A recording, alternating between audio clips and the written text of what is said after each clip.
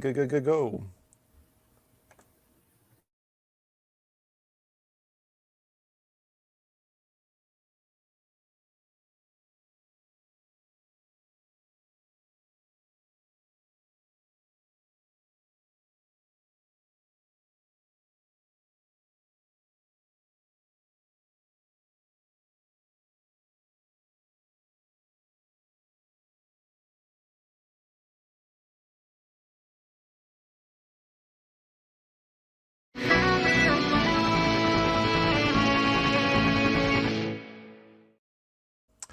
Hello and welcome to Pile of Shave. I'm your host, SeanOrange, for this month of November. With us is our special guest, Perry Von Vicious. Hello, Perry, and can you tell us about your regimen? Honestly, I just don't shave. Oh yeah, it is the right. Hey. Vinnk. Vinnk's here. Hello. I didn't know if you were going to be able to make it. Sorry, am I late? Yeah. Did you not get the memo about the beard? Yeah, pile of shave, so I shaved. Oh, yes, I can see how that would be confusing. Yeah. So, hold on, I'll grow it back.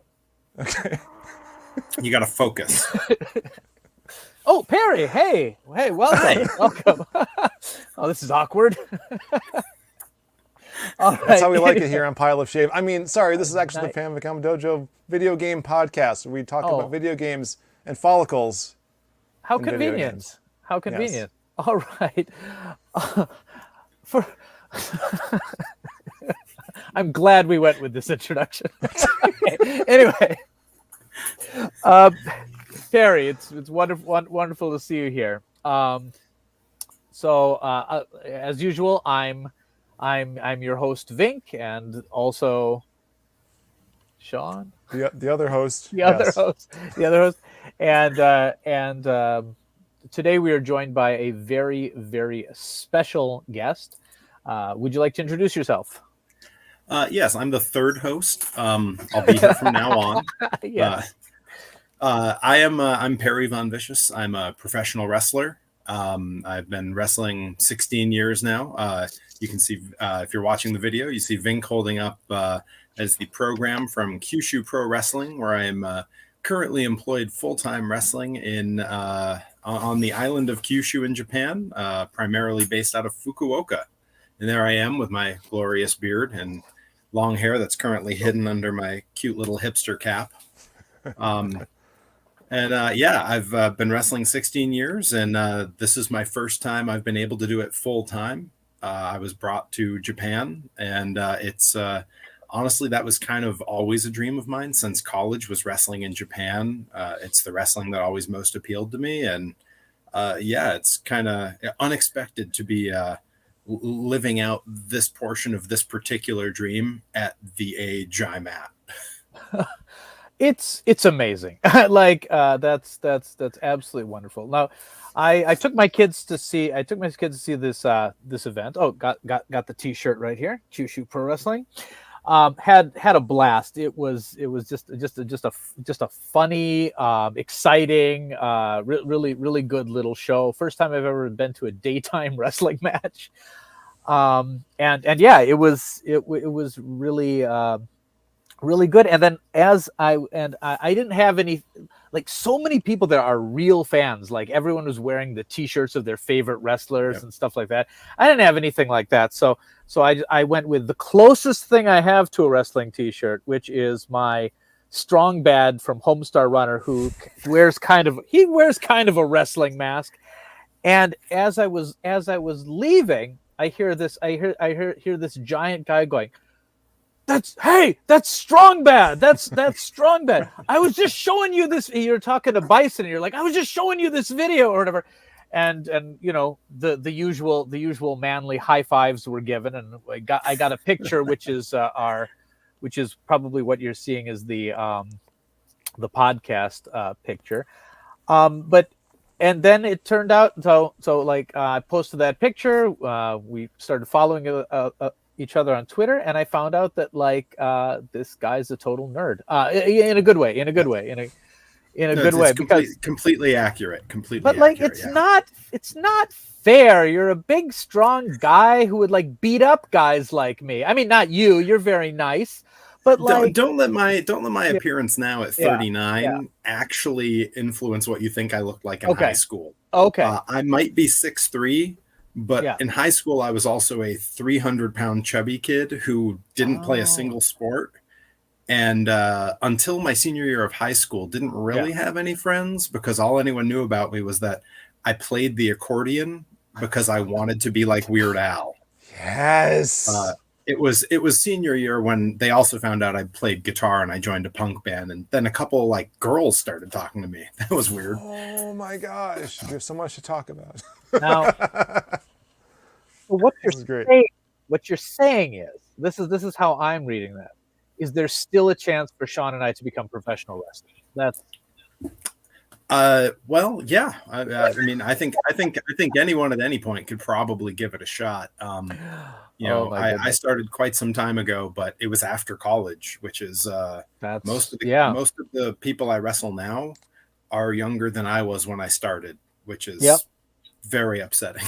Yeah. Oh no, yeah, I can see that. So yeah, but still, I mean, you put on a great show. It was you incorporated elements of sumo wrestling, which seemed odd that you would be the one to bring that into it. But but if anyone wants to see the match, we can put that one up on the show notes. So it was a fun match. You went against Aso-san, right? Yes, I Yeah. believe that's the show. Yeah, it was me and Aso-san, and if I'm recalling which show it was correctly. Oh, That actually, is this guy. 10-9.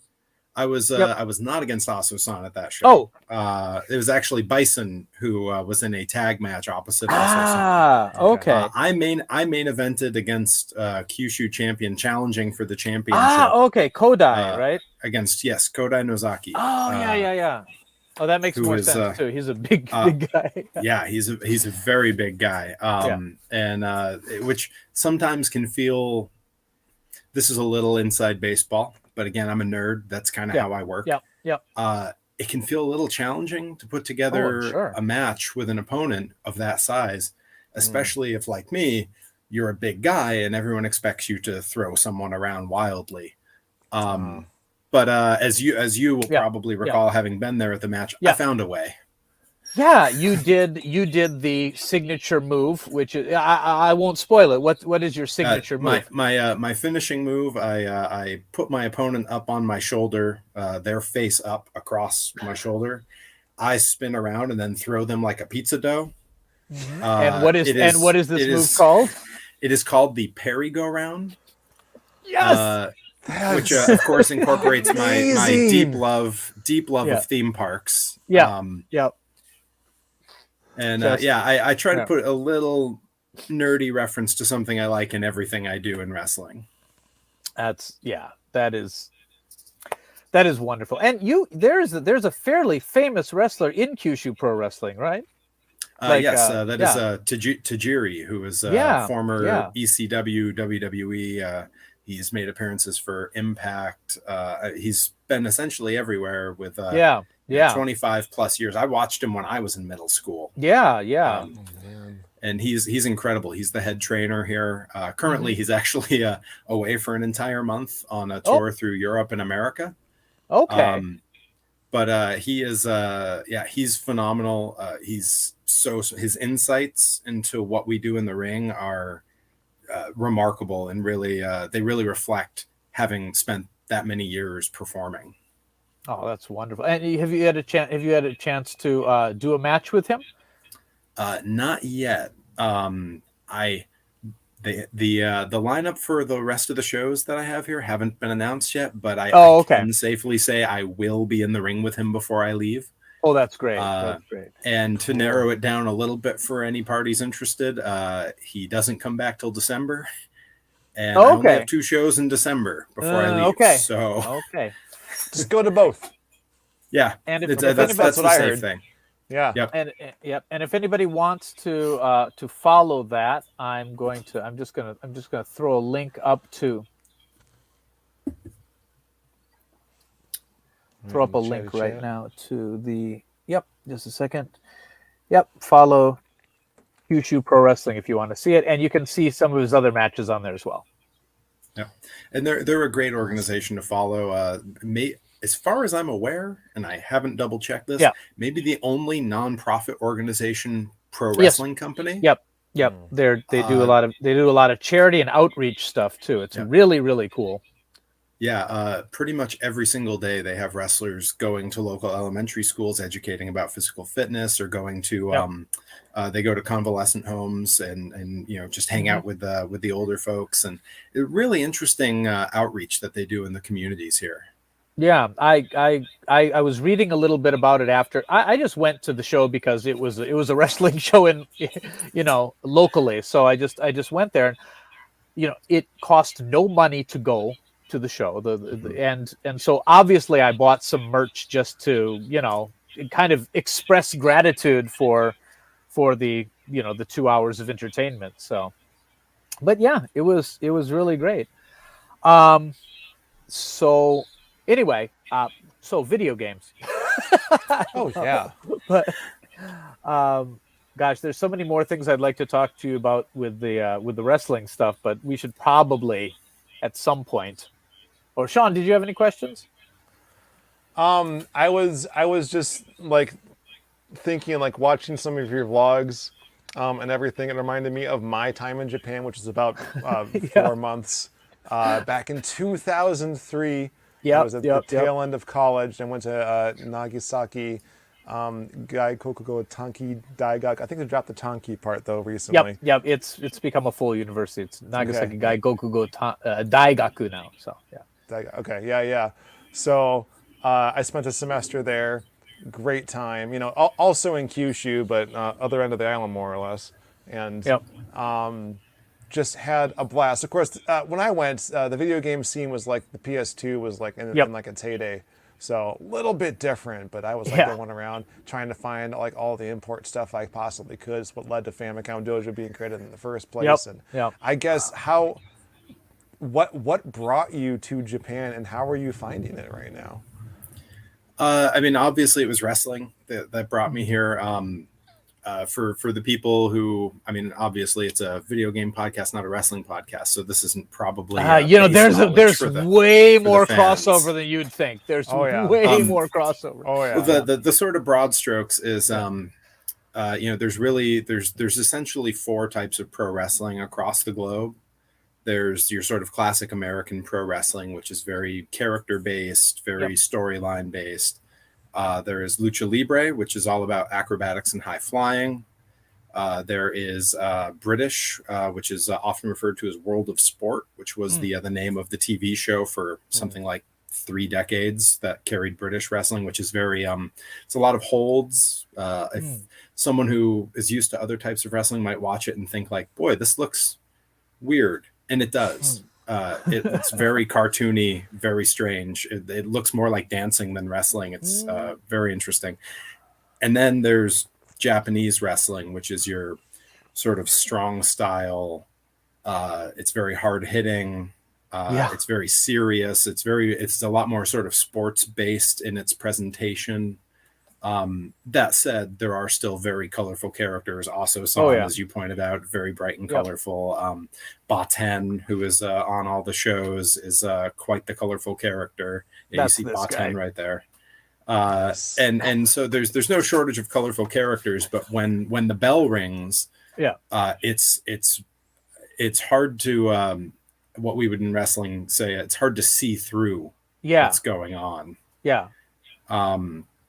And that was always very appealing to me, mostly because I'm not acrobatic like the luchadors. There's a lot of things in American wrestling that it's probably not for me. I don't have the look to ever be on TV there and make a full-time living. And the British style is nothing anyone can make a living doing, and I don't think anyone in the UK would disagree with me on that. Sure. So Japan was the answer, and it was always what I loved. Wrestlers like Kenta Kobashi and Mitsuharu Misawa. Those are like legends to me. And actually, Kikutaro, who is a Japanese comedy wrestler, I just got to be on a show with him yesterday. Oh, and wow. got to hang out with him and talk with him, which was so cool. Like, I've watched him since I was in college. My wife doesn't like or care about wrestling in any way, but she loves Kikutaro. Okay. So she was very jealous that I got to like meet and hang out with him. Oh, that's awesome. And so that's what brought me to Japan, was the style of wrestling. And it was the place where a guy who doesn't have the steroid body and is in his very late 30s, clinging to my 30s by a few months, I could come and I could make a living doing it. And I don't really have that option anywhere else. As far as how I'm finding it, it's apart from being far away from my wife, our cats, and our chickens, it is fantastic. Everything here is amazing. Stuff is affordable. Stuff is weird and cool and awesome. And like every turn, I'm seeing something where I'm just like, oh, I wish America was more like this. Right. Oh my goodness. I am slightly living vicariously through your blog, because I see you and Byson on your Japan adventures, and like the things that I take for granted right now. Like, you guys were so excited that you found a bag of potato chips that were Spam flavored, and I'm like, it took me a moment to go like, they probably don't have those in the States. You know, like I've been here so long, I've been completely desensitized. It's like, there's a giant robot over there. Wonder what that's for. Is it a new pachinko parlor? Whereas it would be like, giant robot, you know, like I just absolutely, the strange and cool stuff that we found, and specifically the strange and cool giant stuff that we found has been mind blowing. Yeah. I'm actually, there was one giant object I was very excited to see when I got here, and the opportunity to see it fell apart. If anyone has a contact and can make it happen, I'm going to mention it now. It is a very, very far cry from happening. So very small chance this could happen. There was a cafe in Oita called the Wild Cafe. Okay. And it opened a few months before COVID. Okay. And inside, it was built in an airplane hangar and was filled with all kinds of weird stuff. Double-decker UK buses, giant Native American teepees. And those were the places where you could take your ramen and go eat. Wow. And I was so excited to see it for a very specific reason. Yeah. And then I got signed to come here in January, and to come over in September, and it closed in April. It went out of business. But here's the thing that's truly heartbreaking. The thing that's truly heartbreaking. So my character in America specifically, I am the human monster truck, Perry Von Vicious. Yeah. Because I have loved monster trucks since I was a little kid. It's just one of those dumb things that I enjoyed. And there was a monster truck from the 80s called the Skull Crusher. That was very iconic. It was on TV all the time when I was a kid. A Japanese investor wanted to make monster trucks a thing here in the late 80s. But of course, they didn't have the car culture. They didn't have... It just was never going to work. No. He paid to have 3 monster trucks come over and perform. Show didn't draw. He offered the guys to buy all 3 trucks, and they wouldn't have to ship them back, and he'd keep trying to do shows. 2 of the guys sold. One of the trucks, Rolling Thunder, which was iconic when I was a kid. Oh, I know that one. Even. Okay. Orange van. Sure. Has since been dismantled and just it's gone. But the Skull Crusher, the guy bought a chain of hotels and he put it in front of one of the hotels where it rotted in the sun for 25 years. Oh. Then his son opened the Wild Cafe. Okay. And his son restored the truck and had it in the cafe. Oh no! Whoa. And from all accounts, from the fine folks at the Monster Truck Hall of Fame and Museum in Indiana, who I've talked with and visited there a number of times, if I had gone to this cafe, if it had still been open, I'd been able to go there. It's very likely I would have been the first American to lay eyes on the thing in person since the 80s. And I was dead set on making it happen. I would have paid any amount to catch a taxi all the way to Oita just to go do it. Sure. And it closed like 5 months before I came here. That's terrible. Someone has to have a contact for the guy that had the cafe, because the truck is still somewhere. I have a lot of friends in Oita, so let me. I mean, I don't know if I'll be able to do anything during this trip here, but let me see if I have no idea if I can, but like I do know, it depends if any of the foreigners I know in Oita care about monster trucks. But if someone does, maybe they'll know. So it's always a big if. Or you know what? You if you got a day off sometime, you and I let's go to Oita City. We'll hold up posters and be like, "Have you seen this monster truck? Have you seen that?" You know, I was so excited because I even before the thing closed, I knew I was coming, and I knew it was within like an hour and a half drive. I was like, okay. I went online. I went to eBay. It's possible it's even right here somewhere. But I bought an old school T-shirt of this monster truck, and I had it ready. I was going to wear it when I went to see the thing. And I am every day I've been here has been an exercise in restraint and just bothering everyone I can talk to about it. Yeah, I didn't know until this very moment that there were any monster trucks in Japan. And now I really want to see that. To my knowledge, it's just the one. To my knowledge, it's just the one. And it would have been a real big deal for me, because if you pick back through the vlog further, a thing that I'm kind of known for is finding what I like to call roadside monster trucks. Okay. Because in America, there's places where they just have an old monster truck parked at like a gas station, or sometimes it's just in front of like someone's house. In my hometown, it was Mr. Twister, and it would just just appear at things. It would just appear at things. Yeah. Yeah. I found the first one I found was in Connecticut. I'm from Massachusetts, so it was like an hour drive, and it's just a gas station where the guy had bought this truck in the 80s, and he just maintains it, never brings it anywhere, doesn't do parades or anything. It just stays in front of his little off-road shop as like an eye catcher in like nowhere downtown Connecticut. And so I drove down, got a hold of the guy, and got permission, and filmed a promo for one of my matches in front of it. Oh, that's awesome. You know, I'm calling out the other guy, but now I'm literally in front of an old school monster truck just on the side of the road. It started a real trend, because I found them kind of everywhere. I had to go, at the time I still had a regular day job. I went to Cleveland, Ohio. Yeah. And there's a guy who bought a plot of land in a neighborhood. Yeah. And he's just an outsider artist, and his preferred medium is monster trucks.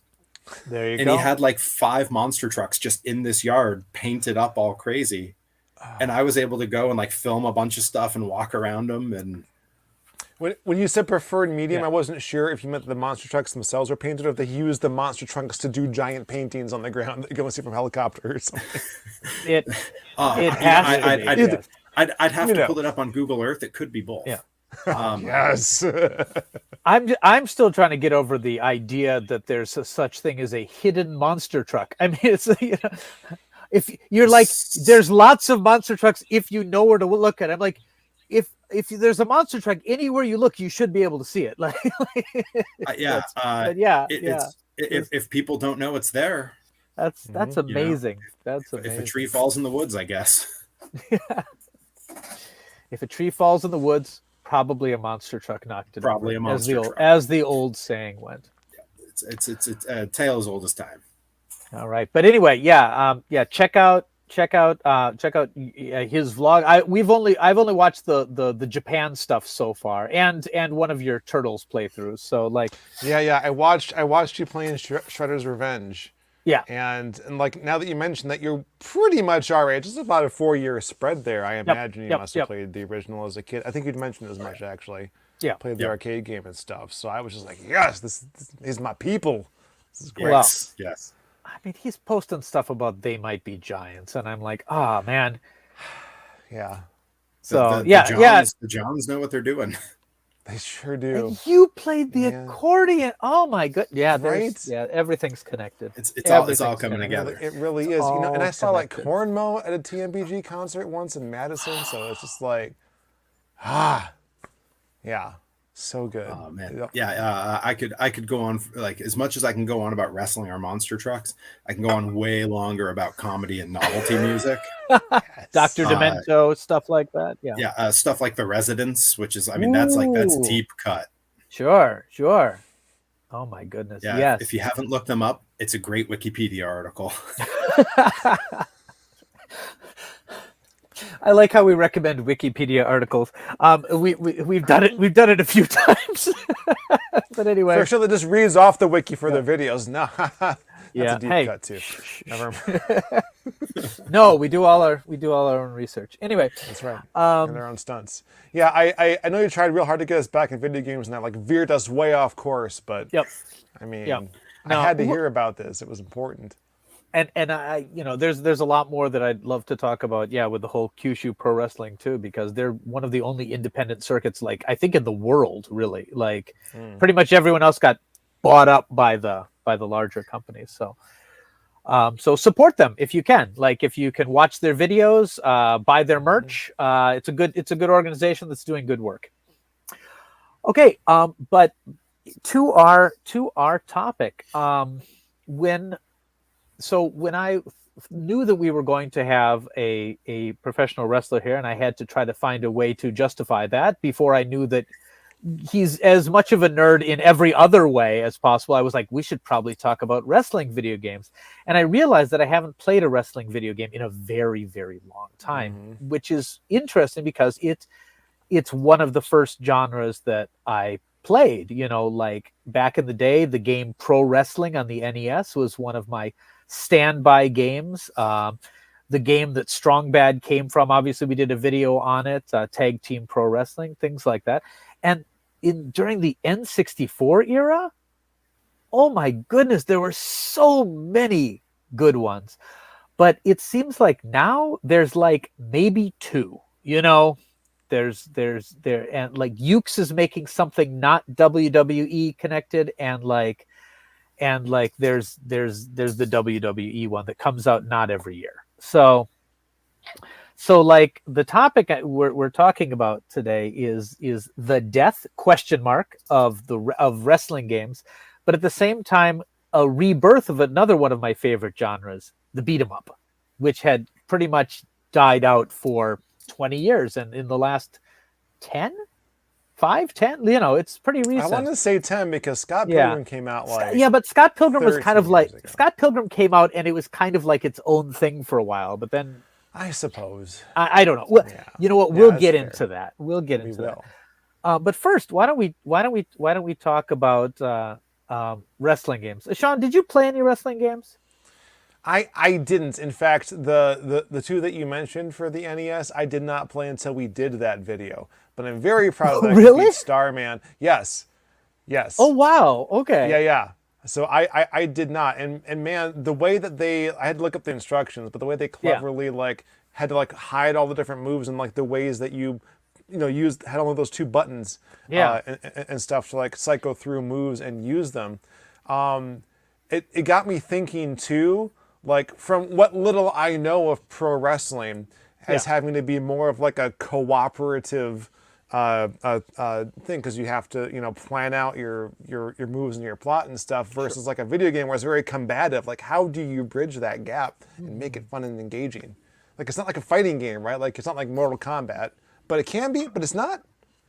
Yeah, I mean, does that make sense? Yeah, I mean, for a lot of the early wrestling games, this is very unflattering description. I'm going to get a lot of hate, but it was slow fighting games with awkward control. It was kind of how those games came out, the licensed WWF games, pretty much before, I would say. And then you also had the type of wrestling game that was basically a fighter, WWF, the arcade game, things like that.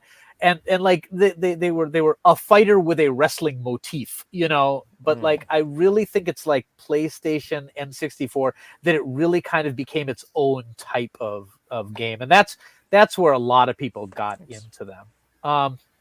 Perry, you want to talk about your own experience with wrestling video games? Yeah. I think what you're talking about in the evolution of how they're played and the fight style is really spot on. Maybe the first one I played that felt like, you know, it wasn't just a poorly designed fighting game or just a fighting game with wrestling skin. Was probably it was WWF Monday Night Raw on the Sega Genesis. Oh, okay. Which was pretty early. This was, would have been early 90s. It had a system in it where there were two types of attacks. There's your strikes, and then there were grapples, which was how you did a move. And once the two characters grappled, you had to pound on the button, and a little meter went back and forth, and whoever won hit a move. And that was that small little innovation, that little change is kind of what spawned what's the modern wrestling game, where they realized, like, okay, it's not just hitting. It's not combos on buttons. There's got to be like this strategy where if you're grabbing an opponent, what do you do with them once you have them? And from there, that of course led to really to my mind, the ultimate in having that playability, which was the THQ Aki games on the N64.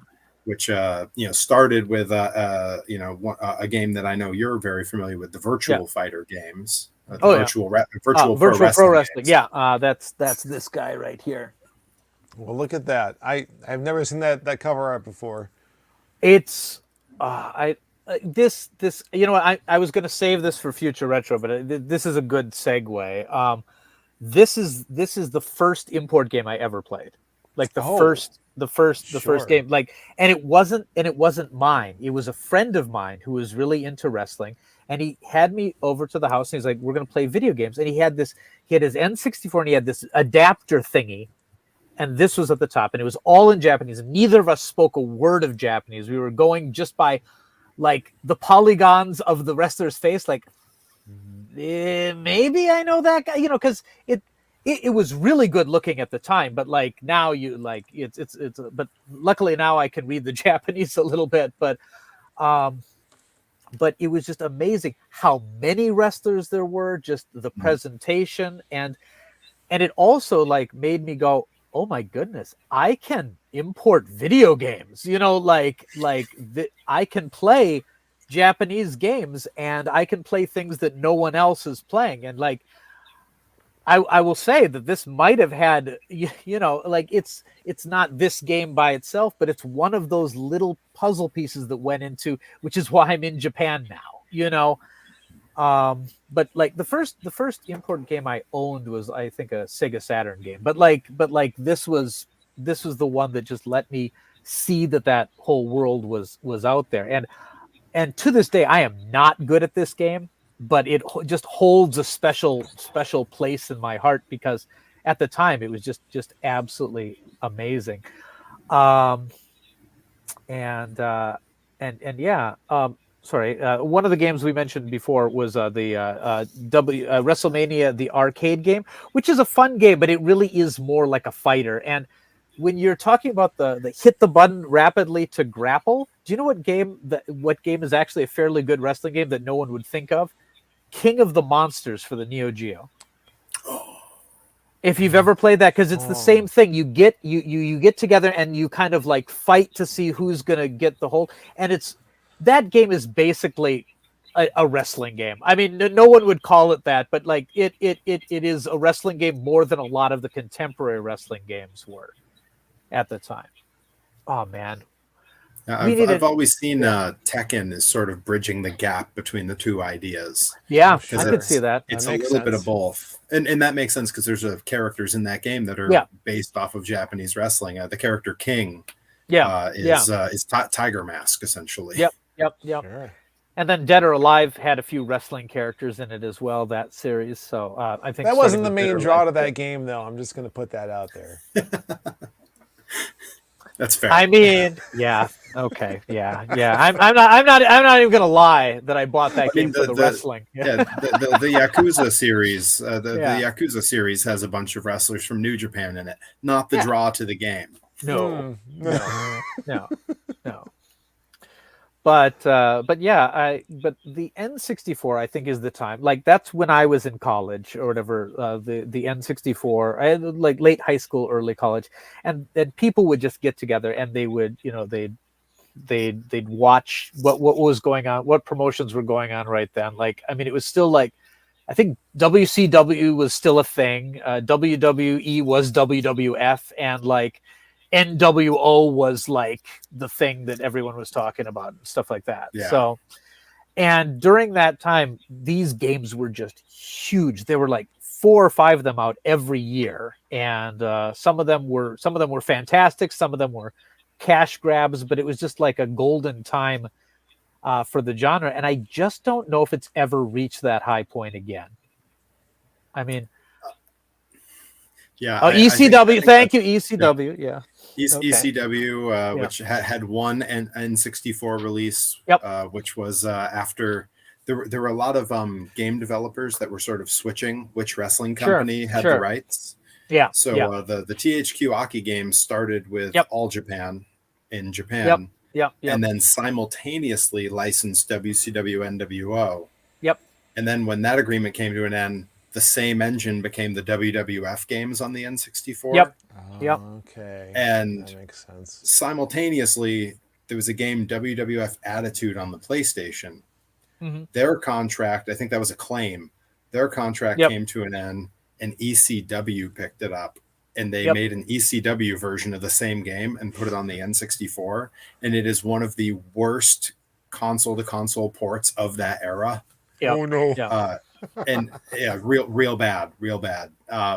But it's the only way to see some of those characters in a video game. So And then after that, and like after the N64 generation, it was kind of like Ukes really kind of became like the only company making wrestling games.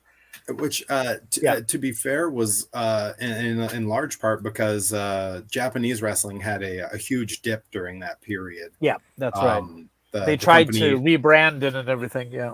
Yeah, the two companies over here, All Japan, New Japan, were both sort of in downturns. Then All Japan had a big split where half the people stayed in All Japan and Noah was created. Yeah. So it was a big split of all the companies. So no one had a video game contract for a long time. And then in America, WCW went out of business. WWE bought them. WWE bought ECW. So we only had WWE games for years. And I mean, I don't like to go negative or critical, but those games just proceeded to get worse and worse over time. I think the last wrestling game that I played I was on GameCube, and I think it was called WrestleMania 8 or something similar to that. WrestleMania X8, because it would have been WrestleMania 18. That was it. And that was pretty good. Yeah, it was definitely not bad. And one of the wrestlers from Kyushu Pro Wrestling is in that, I think. So Tajiri is in. Yeah, that's right. That's right. So I might have to revisit that one actually, because I still have a copy somewhere. But there was a second game that was the next version on the same engine. That was, I want to say it was like WWE Vengeance or Resurrection. It was one of those names. They had a pay-per-view at the time by that name, and it was very cool because they took the same sort of fighting engine. Yeah. And it was no longer just matches in the ring that told the story. Sometimes you'd be backstage in this world and you'd have 50 guys coming at you that you had to get rid of. So it sort of became a little bit like a beat 'em up, but with wrestling controls. So you could hit like finishing moves and you could grab holds on guys. Like, it was very strange and unique, but a lot of fun. Okay. What caused the Japanese downturn of wrestling? We got a question coming in. Is it when they tried to make it like more serious? Like I heard that there was It had always been pretty serious. Oh, yeah. There were so essentially what happened was it really all comes down to the death of Giant Baba. Yeah. When Baba died, business in all Japan became very sort of murky. There had already been sort of a split that was ready to happen. And when it did, it spawned off. So there was still All Japan, but there was also Pro Wrestling Noah. And they were, of course, now in competition with New Japan, which is sort of Japan's WWE. Yeah. And when that happened, it split the fan bases between 3 different organizations, not to mention all the independents that were around. Yeah. And it kind of became hard to draw because no one had enough star power in one place at a time. That's when there's an era there where you see a lot of Tokyo Dome shows that look really empty compared to what you would see today. Yeah. And then just as things started to get a lot better, and it was Noah looked like it was going to be the company. Yeah. The wrestler who left All Japan to found Noah, Mitsuharu Misawa, passed away in the ring. And that really hurt business for Noah very badly. That would have been 2009. So just as things were starting to come back, it took a big hit again. And it wasn't until probably 2015, 2016, when New Japan had sort of their version of what used to be the NWO called the Bullet Club. Okay. And that had Carl Anderson and the Young Bucks. And when he got released from WWE, Cody Rhodes was in that. Like, it was just a lot of very big names, and it was a very cool thing that was happening. It drew a lot of eyes, and really helped reinvigorate the Japanese scene. Oh yeah, and it's definitely back now. I mean, and what's amazing now is because of the internet and things like that, you have like American fans who can follow it. Like it was always something that was happening before that you could like read about or whatever, but now there's all kinds of live events and things like that. You do not have to be from Kyushu, but you can watch almost all the matches from Kyushu Pro Wrestling just by subscribing to that YouTube channel, which I think is amazing. They also have a fan club you can join that has exclusive matches that don't go on the YouTube. Oh, really? So, we have a bunch of shows that are not put up on YouTube. I believe it's a fairly inexpensive fan club. I haven't actually checked the price, but all the proceeds from it, being a nonprofit, all the proceeds from it go to local charities and to helping make other events happen for the company. So it's a cool thing to do and definitely worth looking into. I believe it is called the Genkai Club. Oh, okay. Oh, that I will look into that because that's and that's great. And one of the nice things about wrestling is you don't have to. There is a language barrier a little bit, but it's so visual that I think I showed to some of my coworkers who do not speak any Japanese, and they were able to get a lot out of it. So, and that's true for both fans and performers alike. Because I have worked with a number of performers out here where we do not speak a word of the same language, and even just through talking and pantomiming, we're able to know exactly what each other wants to do and to go out and make it work. It's we say that wrestling is a universal language, and I think that's probably pretty true of a lot of the performing arts. Yeah. I'm reminded of when I was in that study abroad program, and there were all those cute Korean girls, and the only common language we had was Japanese. And so what you're telling me is I should have picked up wrestling instead. Yes. And it would have gone great. But earlier we established it's not too late. I will say, in a stark contrast to the American scene, where almost 100% of my fan base is dudes. There are a lot of women in this country that are big wrestling fans. That surprised me as well when I went to that match, because I was like, this is because I brought my 2 daughters, and I'm like, is this even a good atmosphere to bring them to? But there were so many kids, there were so many, and there were just a lot of female fans, like decked out in the gear, it just it was fun, which is. I don't want to spoil a match, but we're going to put up a link to one of the matches with this guy right here, and these ladies, the mixed gender match, and I was not prepared. Let's just say it that way. I didn't get to see that match in real time because I was backstage. When I watched it back and saw the photos from it, I was not prepared for what went on in that match. I will say that I can't believe I missed this in that match. In 90% of promotions in America, they would not do what went on in that match. Yeah, they would say that's too much. But what got me is like I really thought, you know, how it was introduced and everything like that. It was a comedy match. It definitely was. Yeah. But and I mean, you know, I'm not going to save the result, but it was, but like, it's against all the rules. You know what I mean? but like, beside it was a comedy match, but at the same time, there was some amazing technical stuff going on. Like, there were a number of moves that my daughters and I watched, and they're like, "Daddy, how do they do that without dying?" And I'm like, I do not know. I have people just leaping from high distances and hitting hard, like just high athleticism. Yeah, just incredible. But watch that match. Not at work. Don't watch it at work. Yeah, don't watch it at work. Don't watch it at work. And when you're done watching that, if you enjoy the match, the young wrestler in that match who's from Taiwan, his name is Jet Wee. Yep. He is one of the gaijins in the house here, and he is one of the funniest people I've ever met. He is a strange and hilarious dude, and anyone who wants should definitely find him on Instagram and Twitter and follow him. You'll see him mentioned in my stuff all the time, because anytime I post a funny picture of him, I tag him. So he's easy enough to find, but a great character to watch, and a young talent. He's 26 and he's very good.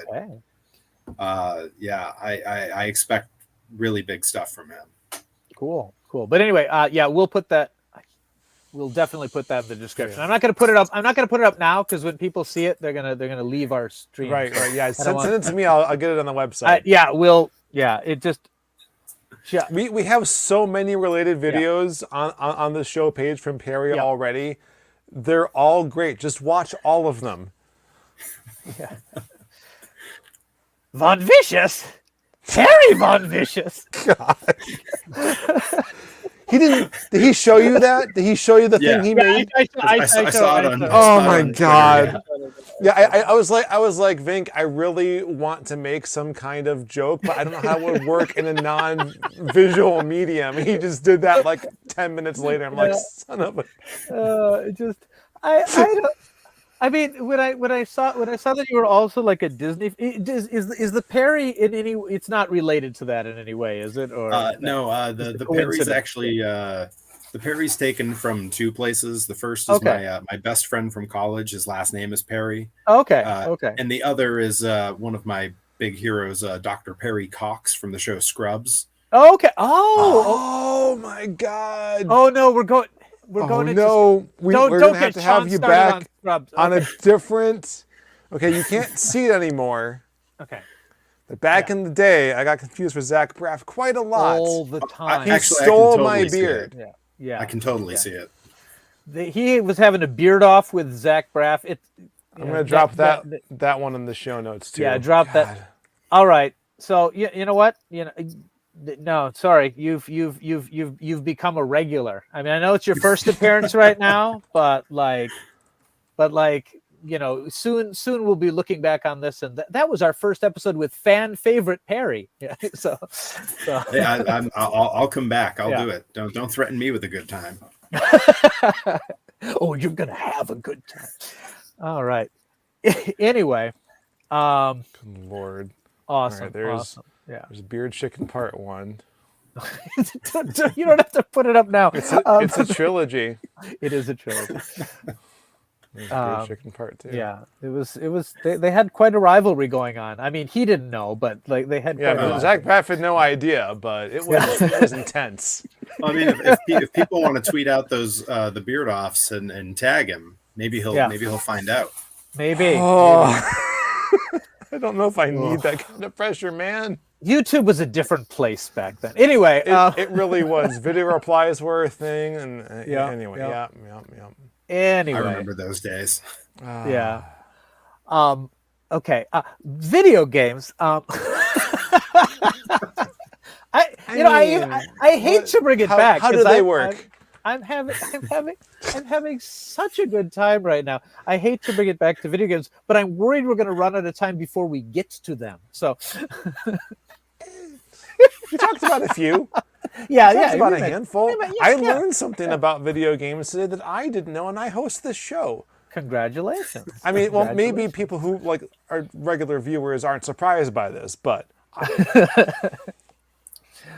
So anyway, just going to our second point. Do you think there will now, since there's been a revival of interest in wrestling, especially Japanese wrestling, do you think there's any chance for a revival of the wrestling video game genre?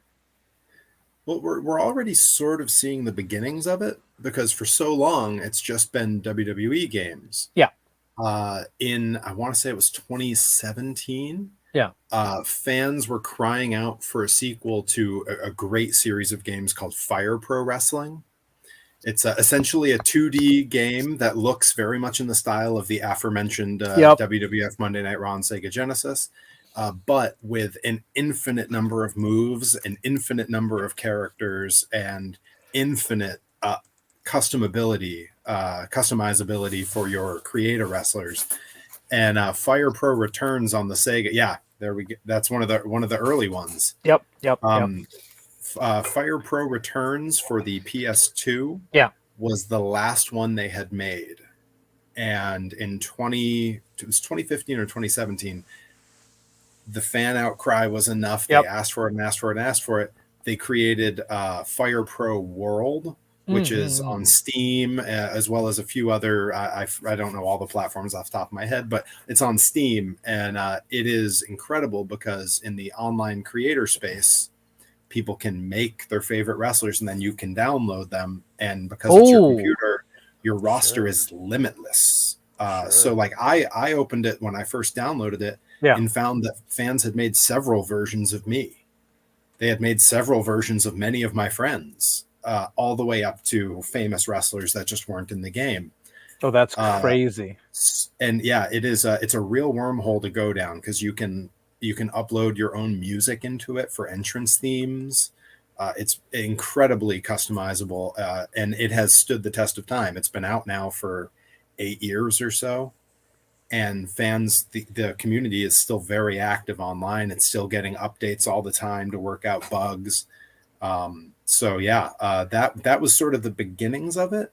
Yeah. But now and this goes along with the rebirth and repopularity of Japanese wrestling, that the Bullet Club I mentioned from New Japan broke away from New Japan, and the core group of those guys who call themselves the Elite, they started a company in America called All Elite Wrestling, AEW, which are now the biggest competitor to WWE. They have 3 weekly TV shows. They have pay-per-views just like WWE. Yeah. They sell out huge arenas.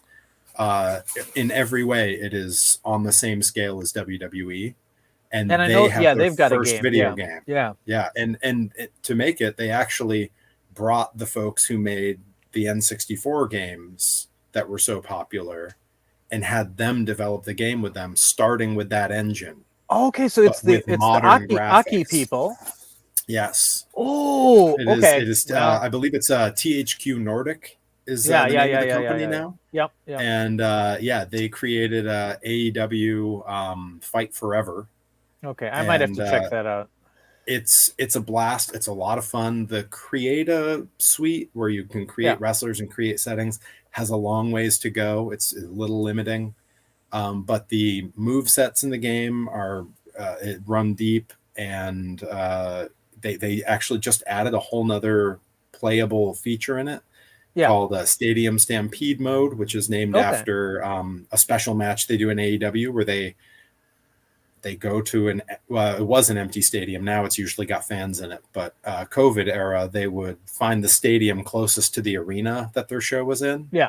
And they would have 5-on-5 teams, and they would fight all over the stadium and jump off stuff. And it was really kind of crazy. And the match is like that. It's elimination with people online, and there's There's Molotov cocktails and bombs, and you can drive a forklift at people, and it's nothing like a wrestling match in any way, but it's very cool. If I recall correctly, the wrestling match that I went to, there was some going out into the crowd. That would have been in my match, yeah. That was your match, and I almost saw a little old lady get flattened. Because everyone else moved out of the way, and she's like, "I've lived this long." And thankfully, the aforementioned Baten, was right next to her to kind of shield her.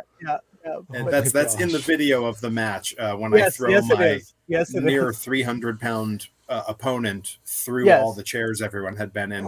He slides and ends up practically in this little old lady's lap. And the thing is, she's either in shock or just completely unfazed. Like, this happens to her often, and she just slowly gets up and kind of walks away. And I'm just like, if life goals right there, to be that hardened of a society that this event probably didn't raise. Doesn't even end up on the top 10 of stuff she would mention from that week. Yeah, just a bit. But watch his match. It's phenomenal. It's phenomenal. Video games. So it's sort of the. Now I'm bringing us back. It's sort of we're seeing sort of the rebirth of the genre now, because at least now we have two major competitors. That's right. Making games to try, and that always drives innovation and trying to make your game better, because you don't want to be number two. Yep. And you've got the indie as well, like Retromania Wrestling is out, and that's trying to recapture like that spirit. By the way, someone commented, actually two different people commented that Fire Pro Wrestling is also where Suda Goichi, Suda 51 got his start, was scenario writing on the Super Famicom versions of the games, and some of them went dark. Like I think it's Fire Pro 3 or Fire Pro X, where they have like the wrestler who gave up everything to win the championship, and then they show him like he's at home or whatever, and you just hear a gunshot, and it was like he had nothing more to strive for. It's like, what? It's like your wrestling game. It's like really, really, and that's the guy who went on to do No More Heroes and all kinds of stuff. But like, there's fan translations of a lot of these games. Look into them. But fantastic games to begin with. Fire Pro is, like, as I mentioned, the US hit the heyday of wrestling games around the N64, but for Japan, it was PC Engine and Super Famicom that had just amazing wrestling games. Yeah, that went hard. Yeah. All right. So you're optimistic about the future of wrestling games. I'll say that, like, as I did more research for this, but there was a dark time, there was nothing except like badly reviewed WWE games for a long time. Yeah, there was like a 15-year stretch where it was just the WWE 2K whatever. Yep. And they were sort of doing the same thing that I guess, and I don't play sports games very much, but as I understand it, like the Madden games, it was that same problem where the game didn't get any better year over year. They just updated the roster and some of the look on it. And, I guess for people where that's the thing they're really obsessed with is that genre. Sure. They'll keep buying, but of course. It's not sustainable, and it certainly doesn't drive you to make the game any better. Exactly.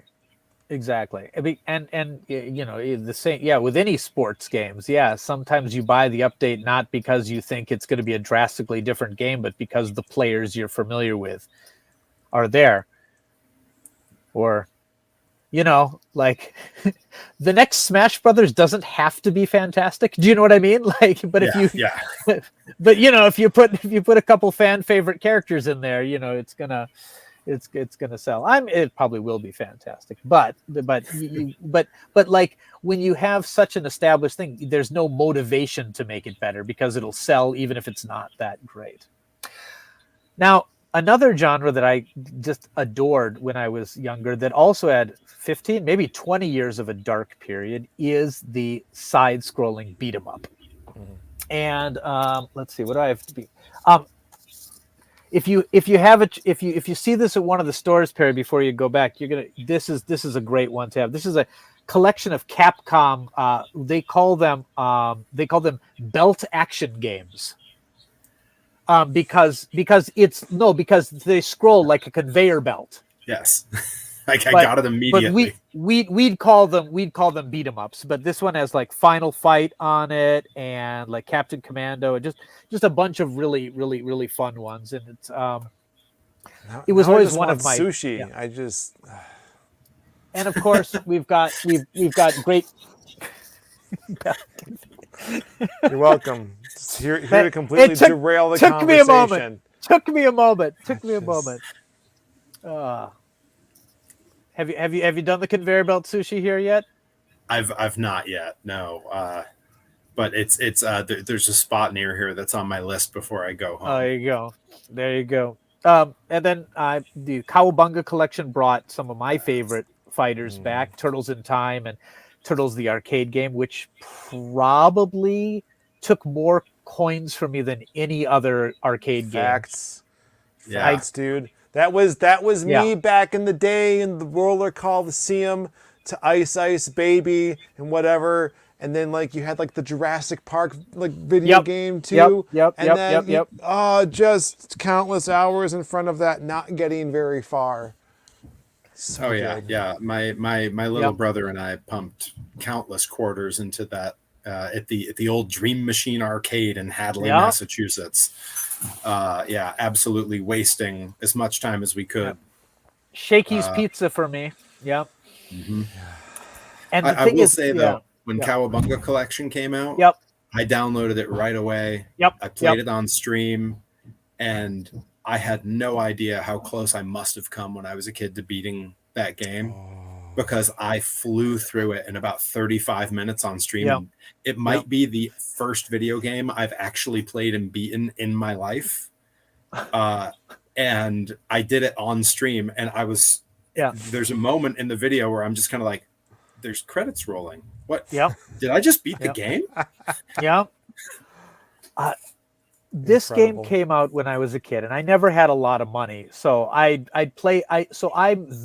intimately familiar with the first couple levels, and then the later ones not so much. But I'd watch other people beat it. You know what I mean?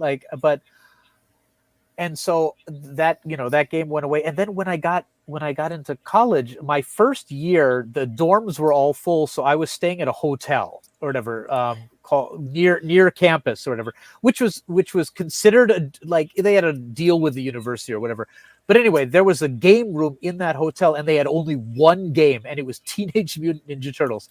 And I'm like, I have a part-time job now. I have money. I'm gonna beat this game, and I did, and it was an amazing triumph. But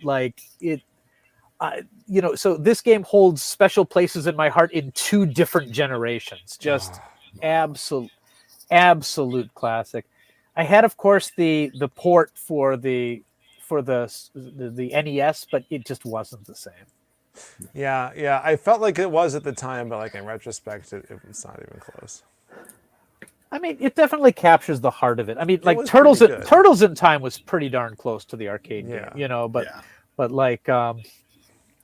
The closest I can say that I got is that I streamed the original Konami Ninja Turtles game, which I also loved and played a whole bunch of.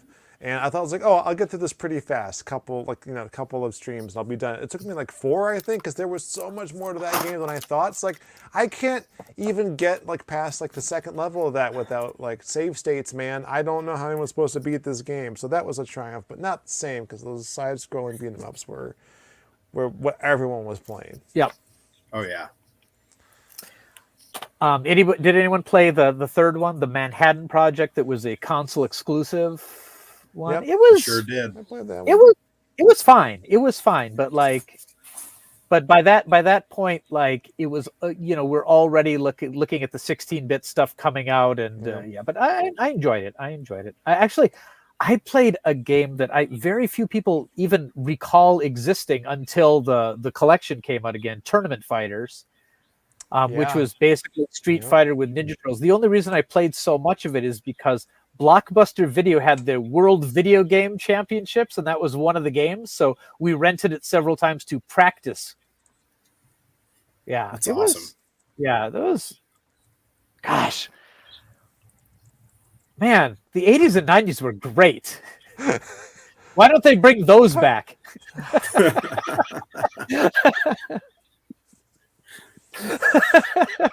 So much to say.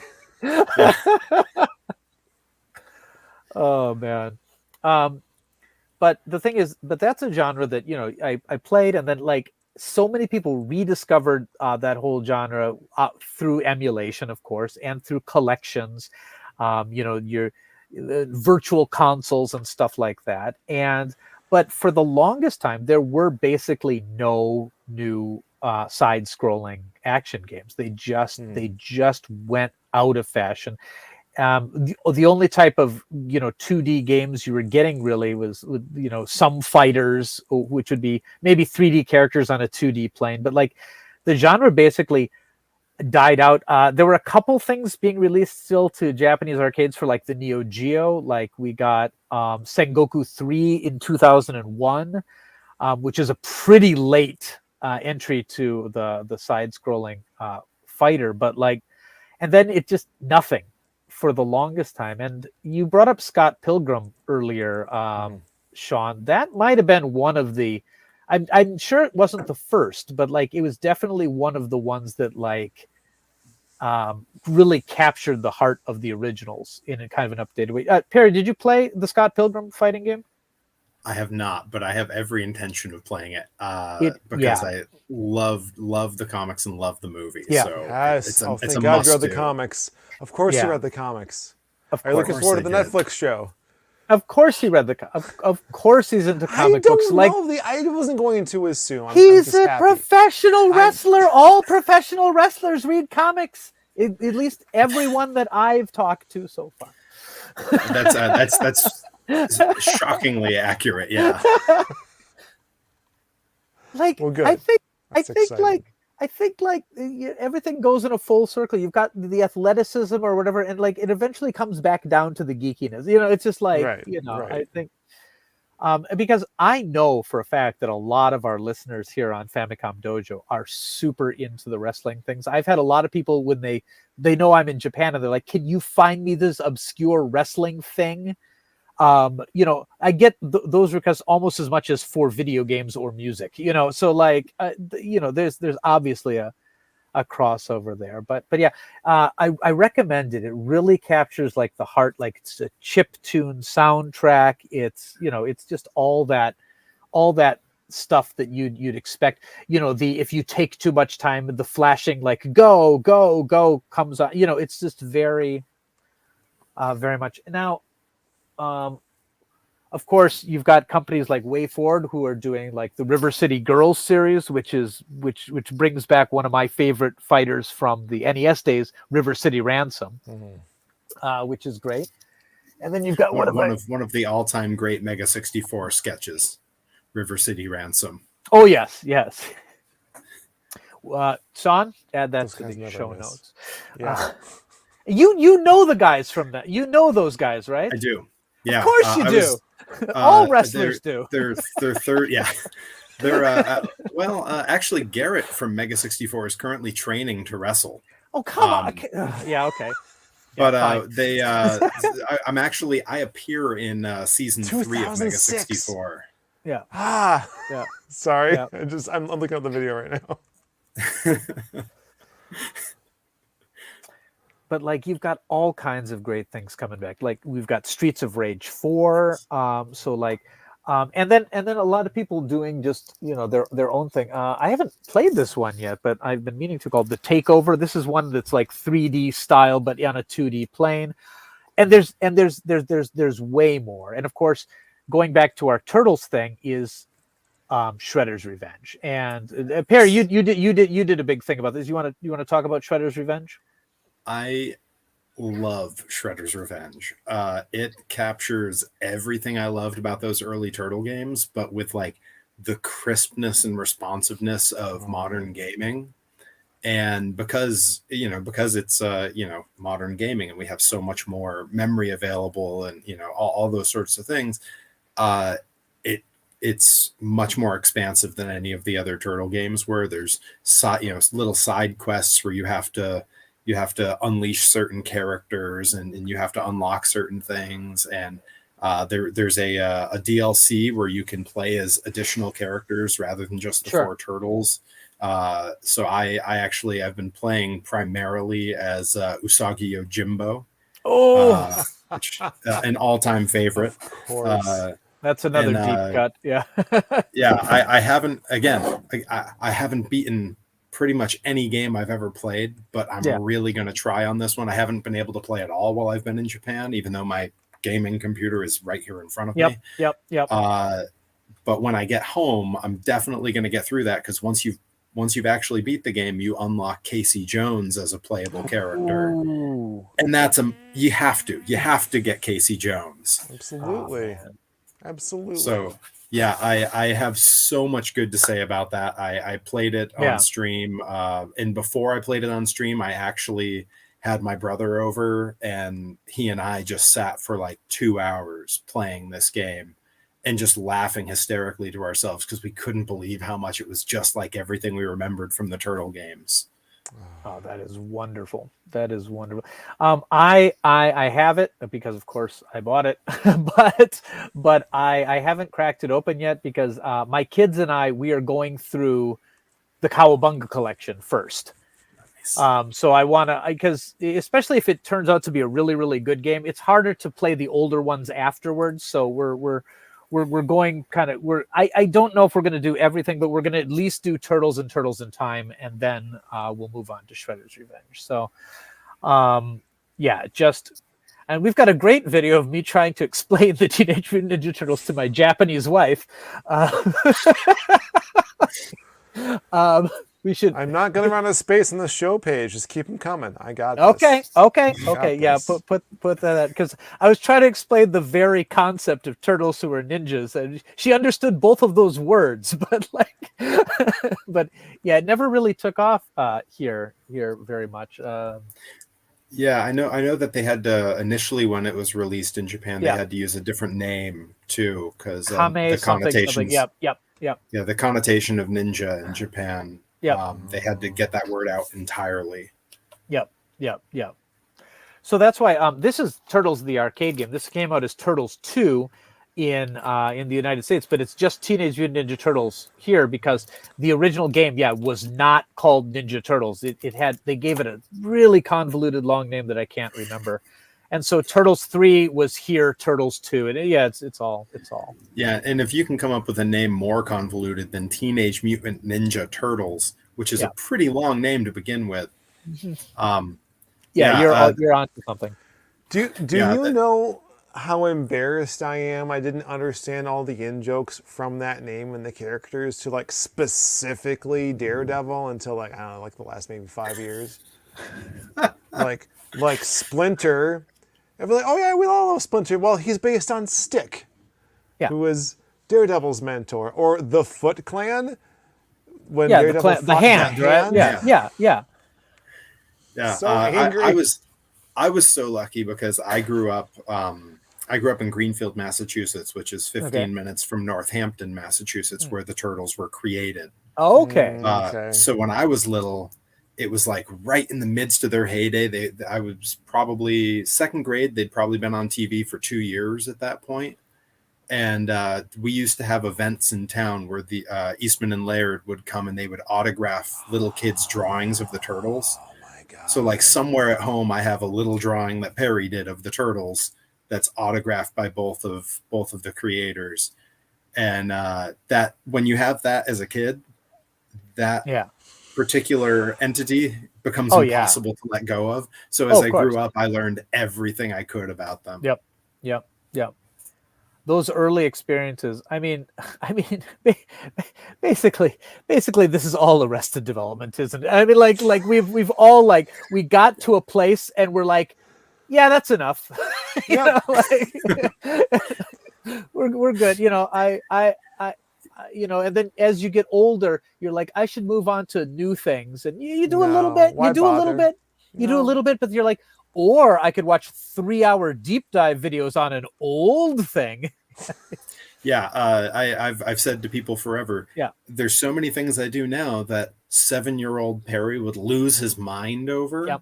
Yep. And it's because I'm just still doing all the things I wish I could have done. When the New Kids on the Block reunited, I went to the show because they had been my first concert when I was 7. But you're 7. I didn't remember any of it. Yeah. Oh my god. So then I was 22 when they reunited and went to like 3 shows, and it was amazing. And now I go to pretty much. You know what was interesting? In the 16 years in between, a bunch of them learned how to sing. So that worked out well. They learned to sing, and a bunch of them actually learned how to dance. So it was a way better show than 1992. Well, I mean, eventually. Yeah. Oh, well, they had time. That's great. And now, we were talking about They Might Be Giants earlier or whatever, and you've been to a couple of their shows too. I actually went to one. The last concert I went to before I moved to Japan was They Might Be Giants with SeanOrange. Yeah. Oh, nice. Was that at the First Ave? That was at First Ave. First Ave, and that was Minneapolis for those who are curious. 2004, and it was The Spine Hits the Highway tour. Yeah. Dang. Nice. And that was we got that was a good t-shirts show. with like the snowman, burning the money, pile of money and melting because yeah, that's what would happen. Yeah. There was a period in high school. Weird Al had always been the anchor point in all of music for me. Since elementary school. That is quite a statement, by the way. Okay, sorry, continue. He still is. He still is. Yeah. And when I was in high school was right around the time that the internet became much more accessible to everyone. Sure. And WeirdAl.com had a list of, if you like Weird Al, you should check out. And it was like bands he was friends with that were tangentially related. Of course. And They Might Be Giants was the first band on the list. I mean, that makes sense. So I went out and I bought because every kid my age knew Constantinople. They knew Particle Flood Man. album. Yeah. And I went out, and the CD I found was Severe Tire Damage, their live record. Dr. Worm. It had all the hits, and it opens with Dr. Worm. And there was like an entire summer, I want to say maybe 2001, where that was all I listened to. And a few years later, they actually played in my hometown at like an outdoor festival that was free. And that was the first time I got to see them. But yeah, I've seen them a ton since. Oh, that's so sick. Jigsaw puzzle. My daughter's a huge fan of They Might Be Giants now, and we whenever we're on a road trip or whatever, we sing it as loud as we can. It's just absolutely great because it remains intensely clever. It's just very very, very good stuff. It's one of those things that like everyone I met in music when I mentioned before I was in a punk band. I was on Warped Tour for 2 summers. Okay. And everyone I met, from like Less Than Jake to NoFX to the Aquabats, the common denominator was everyone knew and loved They Might Be Giants. I can definitely see that with the Aquabats. Who the band was. Yeah. And, that continues to this day. I met Jonathan Colton for the first time last December, and we were talking at an event, and immediately started. He was asking me about wrestling. I just wanted to talk novelty music with him. I mean, you're followed by the Mountain Goats, So like, John Darnielle is a fan of some of my content. My goodness. You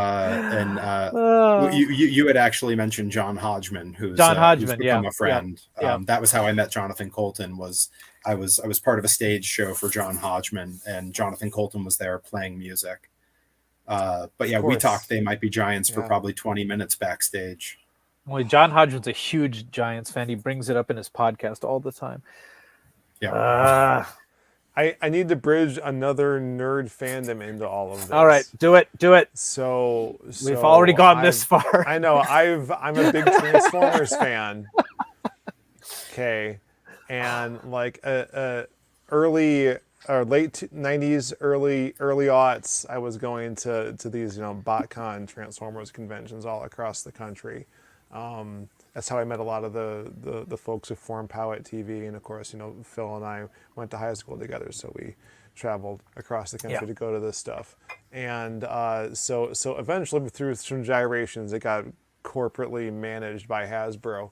But the benefits of that were that they had some parties at the Paramount lot a couple of years, so we got the packages to go to that. And then there's like Stan Bush, like in the Paramount lot, like playing The Touch like 4 times because it's the only song of his that anyone there knew. And then million in the background, there's Weird Al, because he was on the soundtrack too, right? They brought him as a guest. He's just hanging out, listening to the music, chatting with people. Very cool dude. Incredible. I'm very jealous of that. I've yet to meet Weird Al, but eventually I'm going. All the famous people that I have met, I'm going to finally just leverage one of those and find a way. I have not met Weird Al, but I've been to 3 of his shows because he used to play the county fair that in our town, because he was such a popular guest. County fairs. And awesome. But one of my friends got to go backstage, and he got me an autograph, and it just said "Hi" from Weird Al. It's very in my name or whatever. It was very, very casual, but it's one of my treasured. I need to get that when I go back to the States. I know exactly where it is in my room, but I didn't bring it with me to Japan, and that's a mistake. Yeah, in my corner of the home office, my wife and I share. I don't have a lot of things on the wall, but I do have next to my contract for Japan. Which was like a big deal. I put that in a frame. Oh, I'm sure, of course. Right next to that is my autograph picture of Weird Al Yankovic from when I was in the 9th grade and wrote him a fan letter. Oh, that's so awesome. Oh my goodness. I should write Weird Al a fan letter. Anyway. Yeah, I don't think we're going to get to future retro pile of shame, but I think Vinnk and I talked about our 2 games pretty much already. So Perry, is there anything you want to say about your chosen game? So we were before we went on, we asked if there was a game I would want to talk about, and probably it might surprise some folks, because those who've watched my streams, those who've watched my YouTube, and those who've heard this conversation so far would probably imagine a wrestling game, a Turtles game, or possibly even a monster truck game. And those are all great, and I enjoy all of those.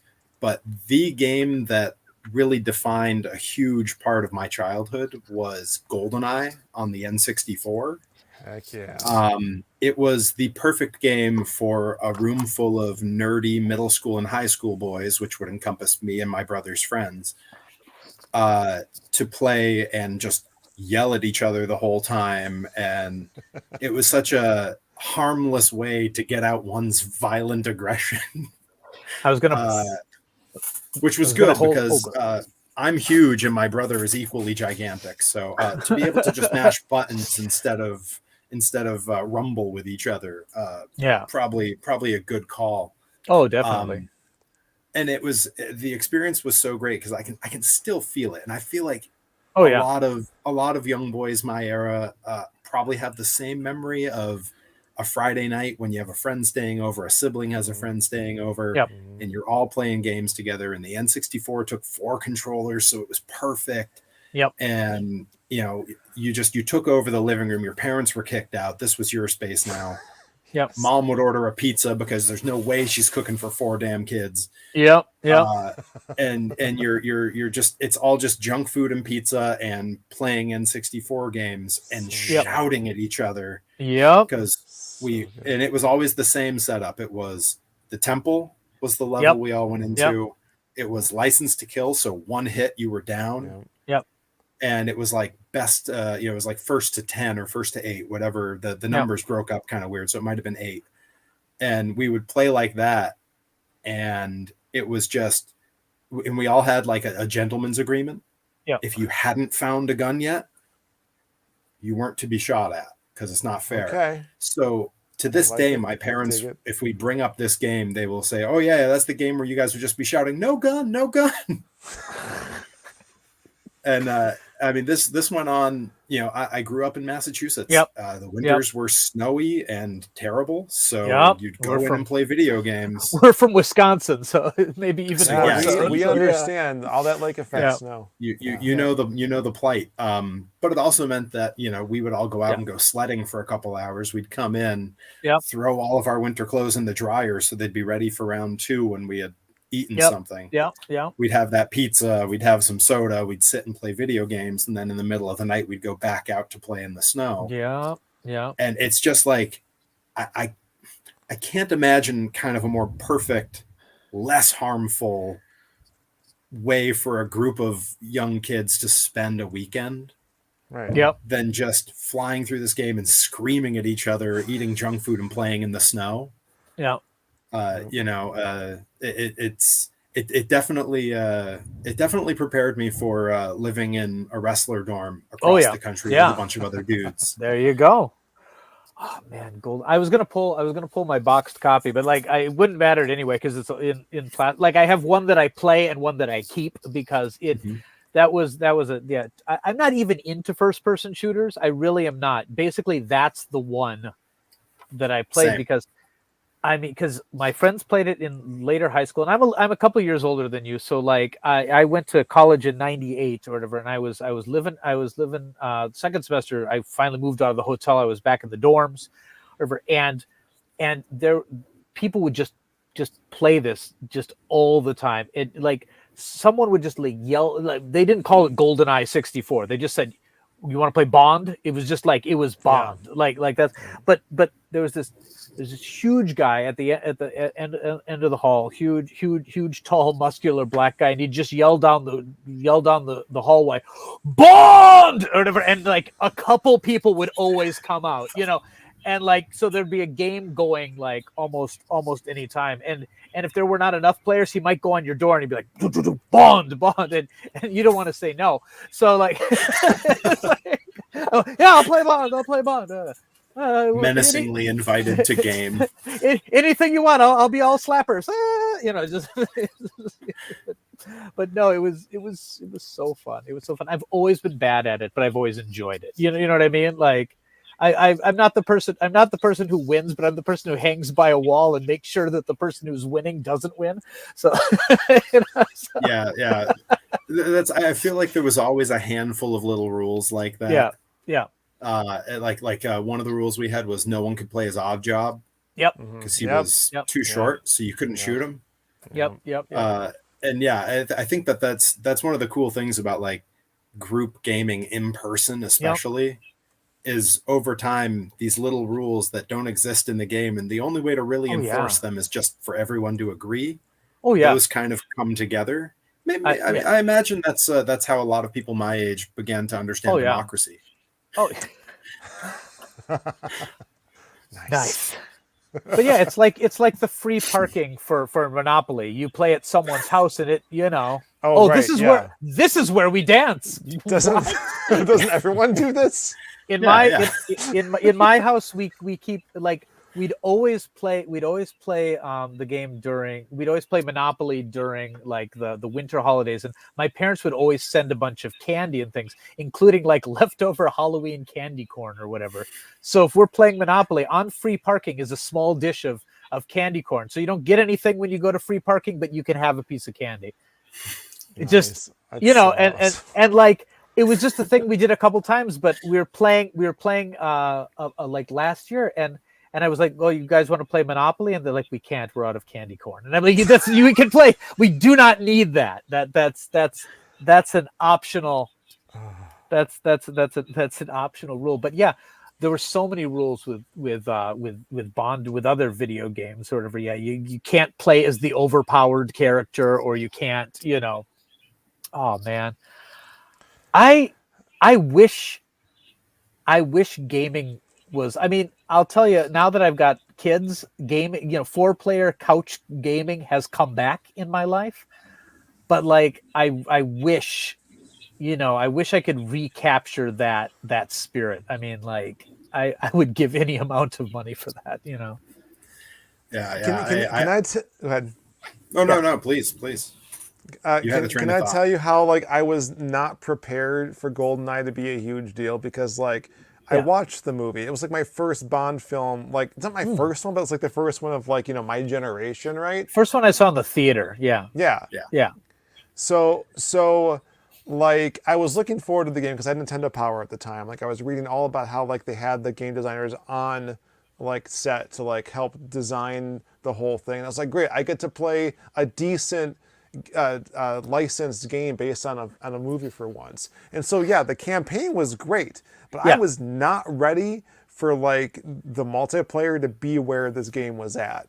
And like everyone loved it. We brought it to study hall until we had to stop. And I was like, why? Well, because people want to play too, and it's not fair to everyone. It's like, we got 4 controllers. We'll do a tournament. It's fine. I was like, no, they shut it down. Like I did that at my graduation party. It was a phenomenon, and I will say, I was so stoked to learn how to use what is it, like the control style with like the strafe on one and like the click on the other, which is inverted of what you do nowadays. But like it prepared me for a lifetime of first-person shooters. It's just epic on every level. I'm realizing now for the first time that I never beat the campaign on GoldenEye. I never did because I barely even played the single player because that wasn't the point of GoldenEye. That like wasn't the point. Right. That would be like not the point. That would be like Eventually. what I like most. What I like most about Mario Kart, the campaign. It's not, you're not playing it right. Yeah. Sorry, Perry, you had something to say on GoldenEye. I probably did. It's past Perry's problem now. I think 16 years of rattling my brain in a wrestling ring. That thought is long gone. Okay. All right. Well, if it springs back,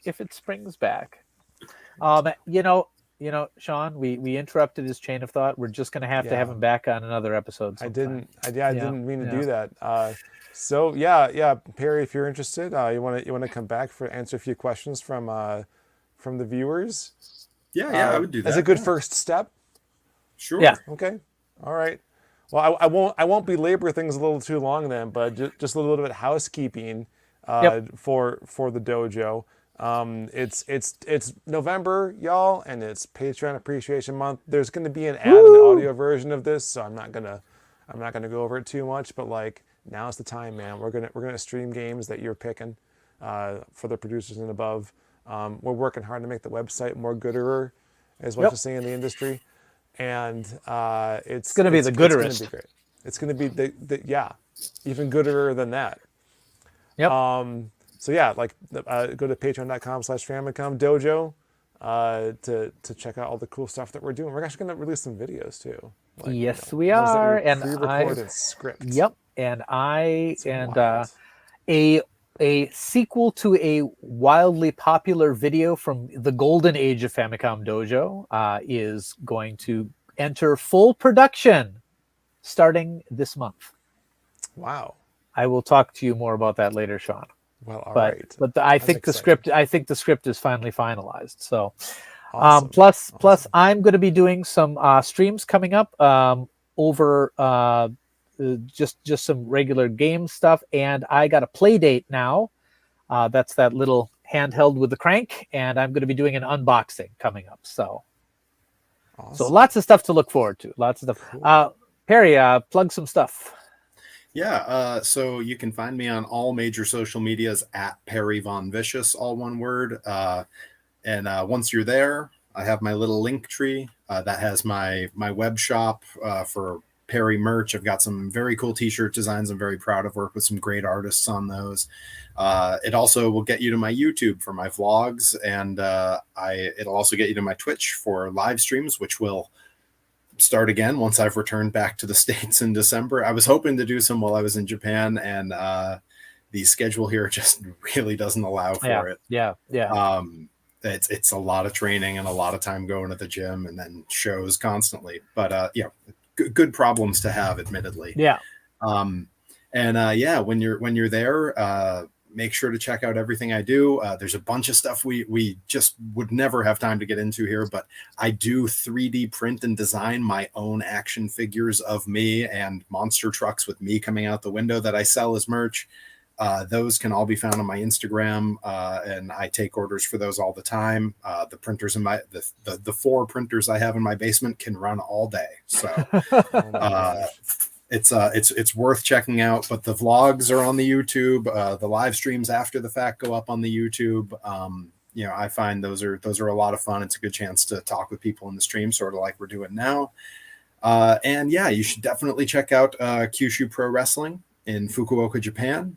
Make sure to check out their Twitter. Make sure to check out their YouTube. If you can get to a live show, do it by all means. It's a great time. Everyone here is fantastic. There's not a single person in the company that I don't love.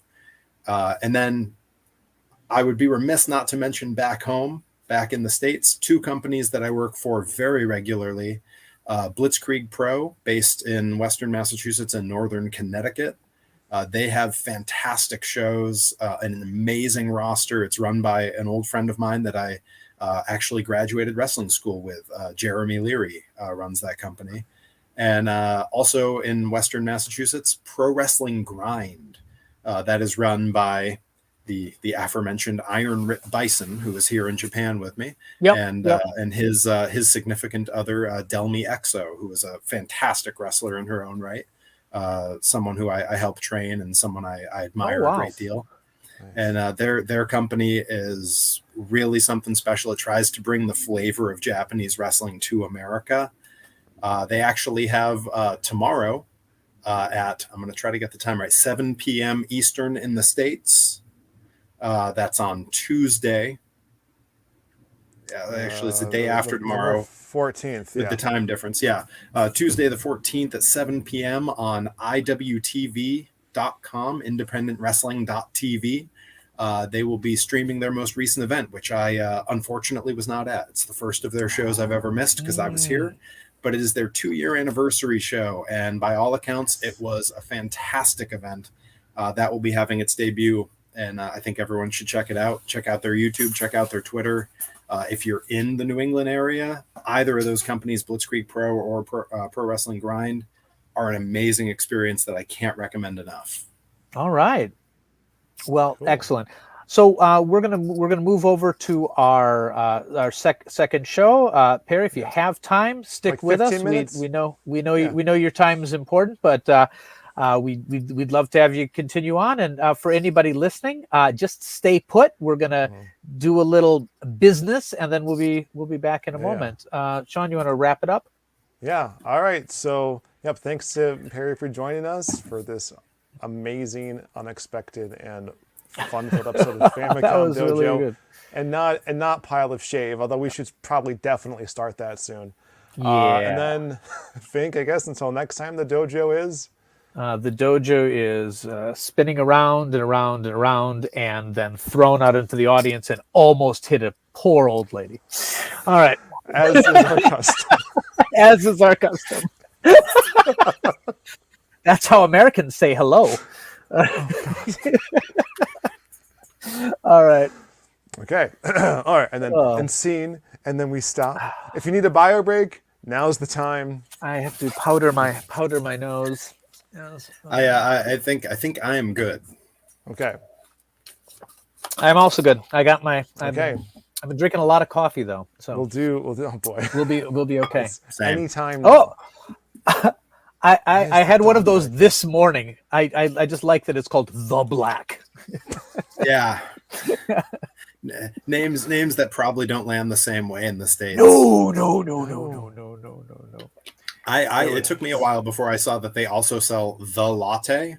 Yep. Very definitive claim. Yeah.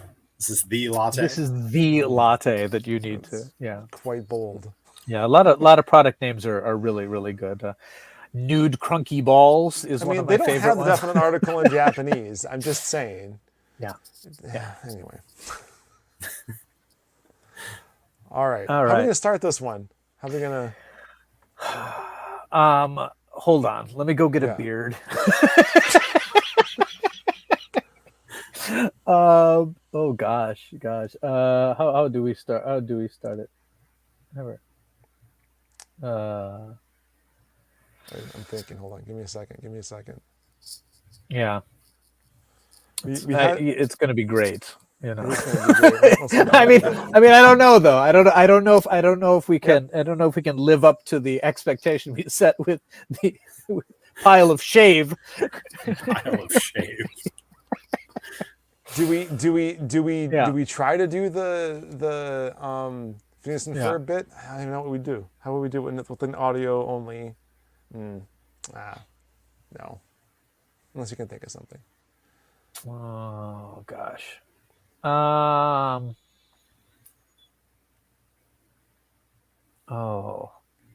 No. I can't think of something that would make sense in audio only. That's all right. That's all right. You know what? Let's just bring it back. Roll into it. Do you have questions lined up though? I got the Denshi mail. Okay. And then of course anybody listening, please ask a question of us and our guest. I had the Denshi mail thing. There it is, Denshi mail questions. I'm going to roll back up to. Oh, Sarumaru is here. If you like that retro inspired stuff, you should play FX Unit Yuki. It's out on a lot of major platforms now. So sorry, I try to plug it whenever Sarumaru's in the chat because it just came out on Switch. So kind of a retro platformer. Okay. All right. Sean, you ready? I'm trying to pick games or questions that fit. If you've got any wrestling questions, those would be good. Just saying.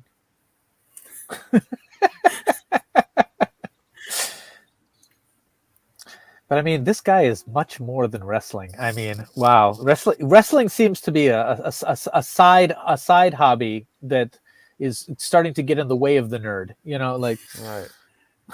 I've thankfully been able to integrate the two. Yeah, that's just awesome. You know, if I would have known the background before the show, I definitely would have had taken you out for dinner or something, or before or after the show. And if you were staying in Japan a little longer, I'd still make that offer. But it seems like your plate is pretty full the rest of the time. Yeah. I'm down to 4 weeks and a couple of days. I think 4 weeks and 1 day.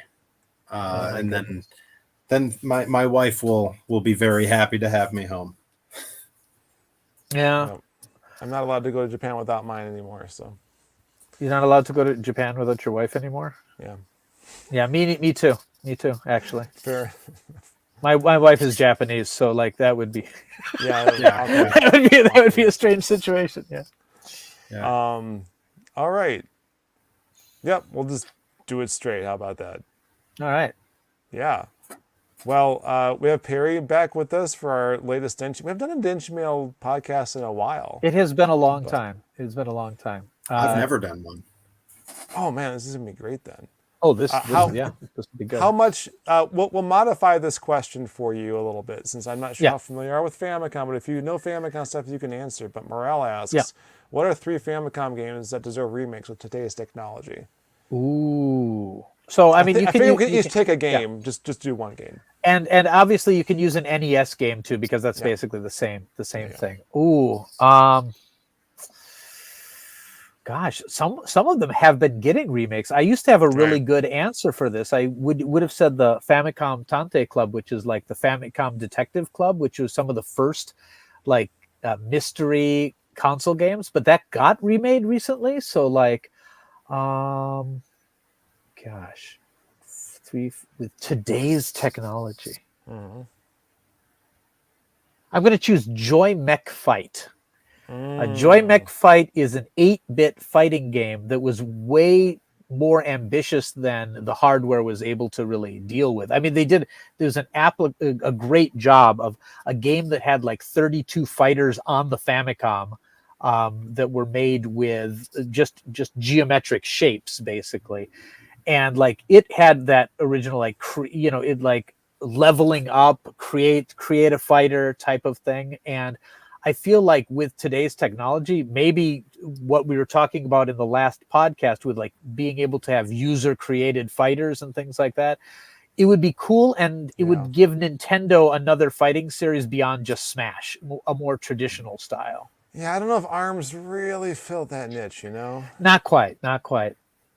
I did like ARMS, though. Yeah. Okay, how about you, Sean? I would say definitely hands down the Adventure of Link. I know that there are a lot of Zelda games, and a lot of Zelda games have gotten remakes, or at least like some HD glow ups and stuff.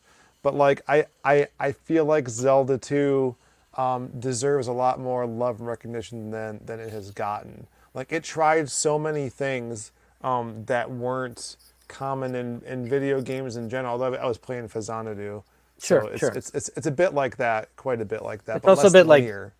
like East 3, actually. It was be another like Zelda type, like side-scrolling RPG-ish game.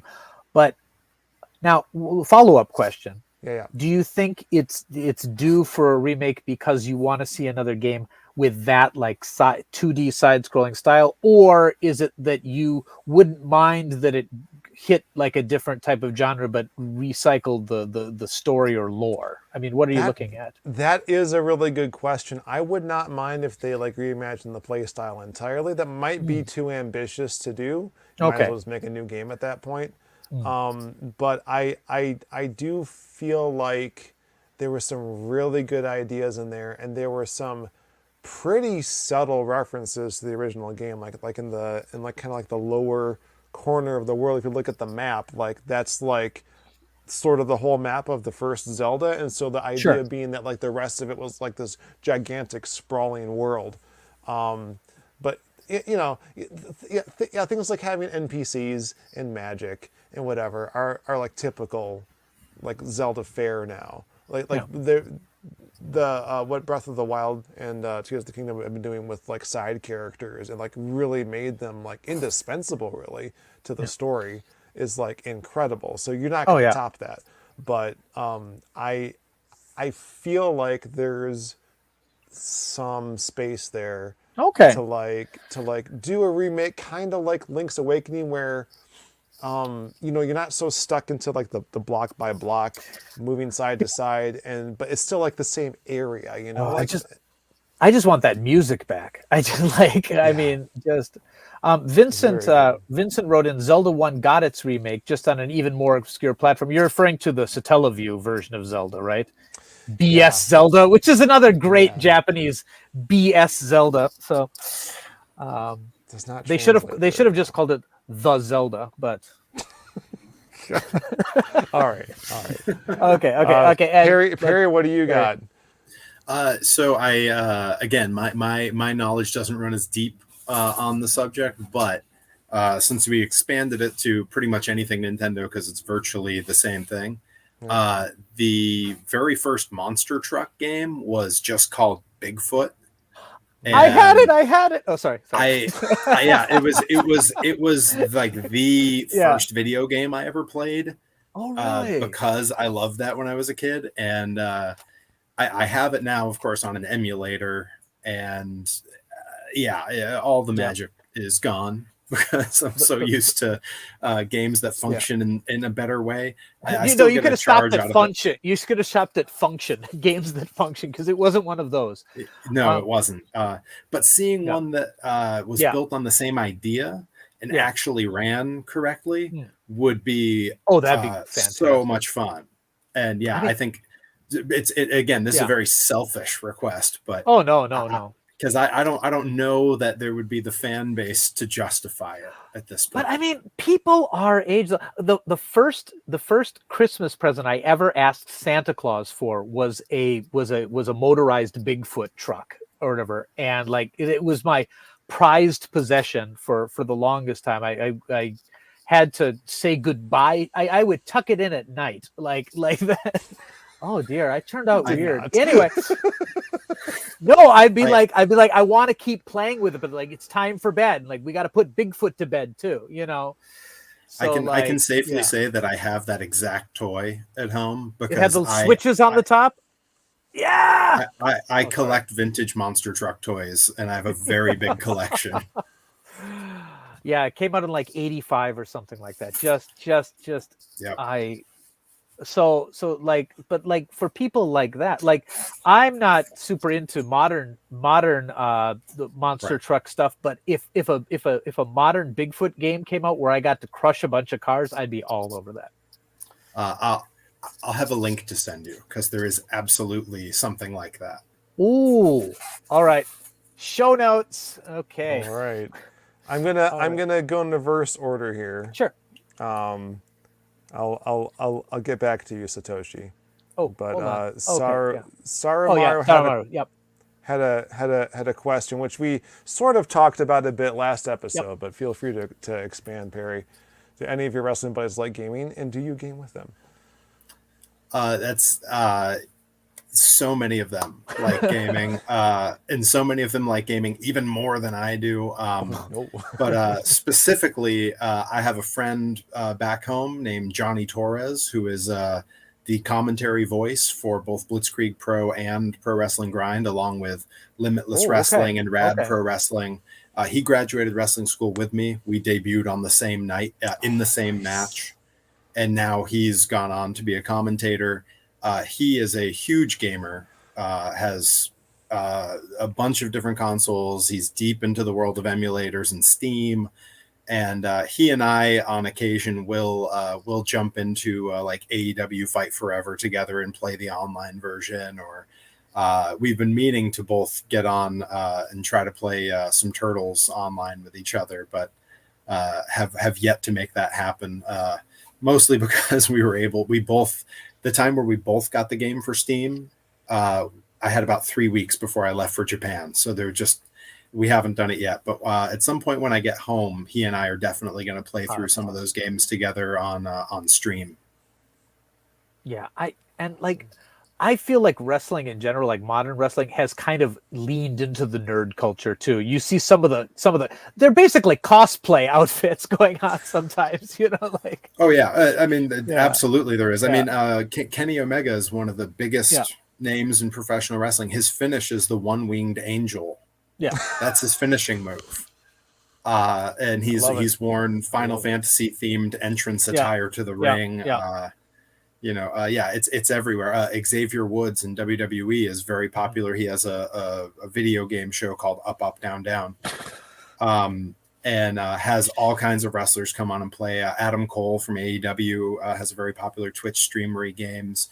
It's certainly it's very different from the era that I grew up watching.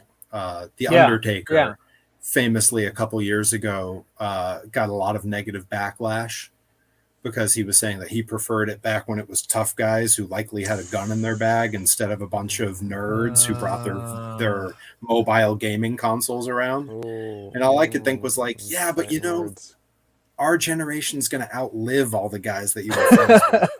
Especially if they've all got guns in their bags. Yeah, I mean, among other stuff they had in their bags. Exactly. Yeah. Probably. Yeah, that's as I've met sponsors and stuff out here, they all know the old school wrestlers and the kind of antics they would get up to in Japan, and they can't believe me because I'm a lifelong straight edge who's never had a drink or done a drug in his life. I'm married and don't cheat on my wife, and they're like, you're American and you're here and you're doing this and you're not doing any of those things. And I'm like, yeah, you know, because at the end of this tour, I'd like to still have a nice, happy life. Weird. Yeah. I don't know. That doesn't sound very American to me, thinking of consequences. Are you sure you're not Canadian? Yeah, you might be Canadian a little bit. The beard, I don't know. I mean, New England's kind of like an extension on Canada. True. So he didn't call it a toque. So true. Yeah. Yeah, that's true. That's true. All right. Next question from. Oops, it moved. It jumped. There we go. Okay. So she wants to know if you're a fan of any wrestling games from the Neo Geo. We did mention the Neo Geo game last stream, but I've played so many different wrestling games over the years, and actually when the world shut down for COVID, I built a Fire Suplex is such a great name for a game. It was called 3 Count Bout in the Yes. US, but yeah, this is a great name. That's such a better name. Well, I mean, 3 Count Bout is a pretty great name too. Mhm. But when the world shut down, one of the first things I did was buy a Raspberry Pi 4 and built my wife a Retro Pi. And of course, when I did that, that meant that I was downloading all the ROMs, and I downloaded every wrestling ROM that was available. And played at least a couple matches in all of them, and I can say that a lot of them are very frustrating. Oh yeah, And, yeah, I can distinctly remember 3 Count Bout being fairly frustrating. yeah, yeah. A lot of them, like we talked in the main podcast about the evolution of wrestling games and Sure. going from sort of a button mash kind of unresponsive mess to, having a more sophisticated type of gameplay, and I can appreciate all the games and the retro feel of them, and everything from the chiptune music to the graphics to the weird characters that some of them are meant to resemble a real wrestler, and some of them look like an anthropomorphic. They look like something out of Definitely Kinnikuman, like where it's an anthropomorphic whatever. Yes, even a wrestler frustrated by 3 Count Bout. It always felt like, especially being a wrestler, there's a part of me that feels like I should be good at this, and then I'm not. That's okay. We have a gaming hero. podcast, and I am really, really very bad at video games. Oh yeah, we die all the time. It's terrible. Like I don't know why anyone watches us play games. I mean, that's why they're just making fun of us. They're just making fun of us. I don't know if that's true. All right, let's move on. Yeah. Earl Grey III's got a question. One of our Dojo disciples. What's the thing about Japan you found most surprisingly enjoyable? Ooh. It's for everyone though, so Perry can go first. You're newest here. I'm the rookie. Rookie Gaijin. So I have 2 answers. One is incredibly genuine. I'll go with that first. The other one's just funny. Good. The very genuine one is literally the way people react to me as a wrestler is so different from America. When people in America hear I'm a wrestler, I get 2 questions. The first is, "Oh, you mean like UFC?" which is really a bummer because that's so brutal and terrifying. And the other one is, "Oh, are you on TV?" And when they hear the answer is no to both of those, they go, "Oh, that's a cute hobby you have. That's nice." Which is, and they're not really into it. There's a lot of stereotypes around wrestling there. It's just, it's not anything anyone's really, no one has any reverence for it. Yeah. But here, I obviously being a 6'3", 230-pound white guy with a beard and a long ponytail, I get recognized around Fukuoka frequently. Sure. And the people treat you like a star. Like they're so mesmerized that you're a wrestler and they think it's so cool.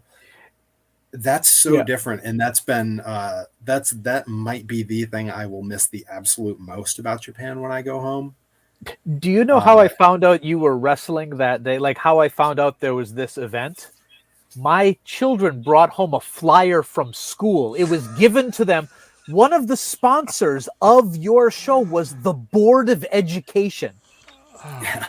That's incredible. Never in America would that happen. Never. So, and the mayor of the city I'm from came out on the ring to introduce the event, and I'm just sitting there and I'm like, come on, someone flip someone. But no, he was in his suit. It was very, very, But you're watching it and going, someone hit him with a chair.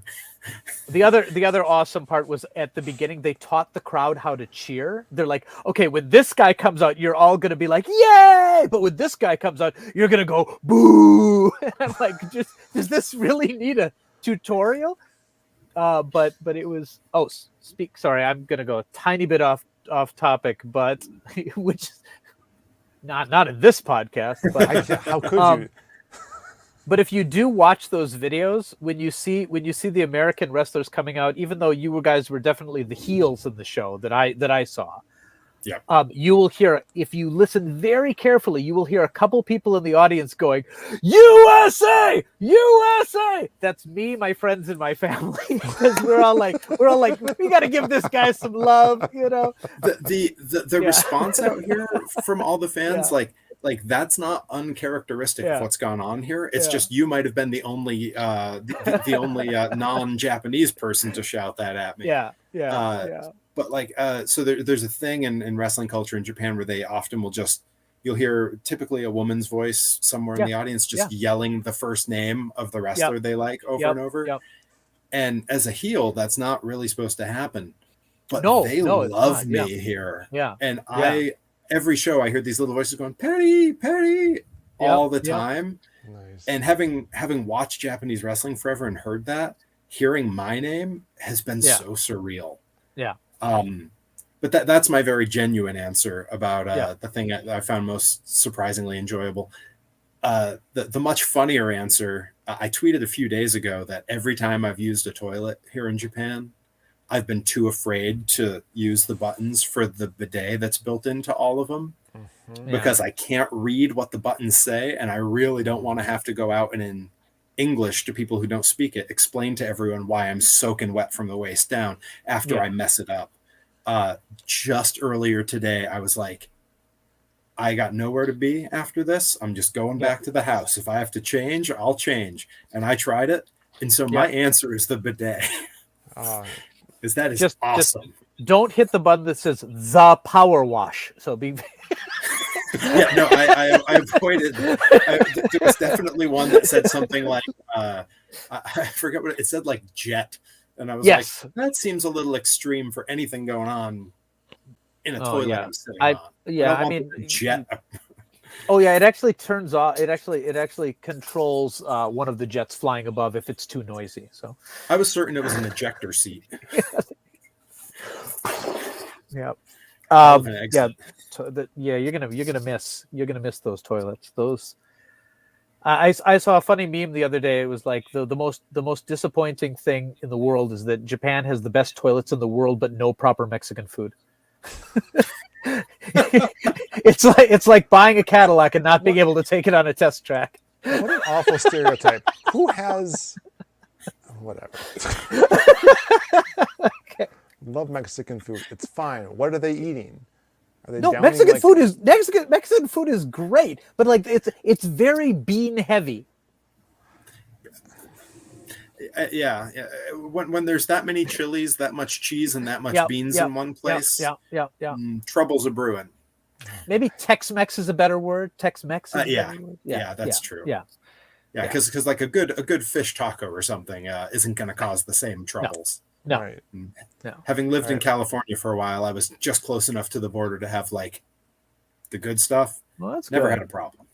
Okay. Well, anyway, gentlemen, I have a hard stop. So if you want to give your answer, Vinnk, but I gotta. Oh, okay. You got to head out. Okay. Like I can keep it going a little while if you want to keep it on, but I don't know how to turn it off. So. Do you see the end stream button, or is that just me? Oh yeah, I see that. Okay. Okay. Yeah. So you can just pop it when you're All right. It again, Perry. If you got to go too, we can end it right here. But it's my day off today, so. It's my day off. The only thing I have when I'm done with this is going to the gym, and that's up to me to decide when I go. All right. Okay. I'll keep it going. A couple more questions. Sean, thank you so much. Do you have any closing outro? I guess the short version to my answer to this question is Pocari Sweat. Actually, I'll put this back up. Pocari Sweat. It's not a serious answer, but not very long. The walking everywhere and like being active and the hole in your stomach you had to fill because we're so used to all like the garbage and American food.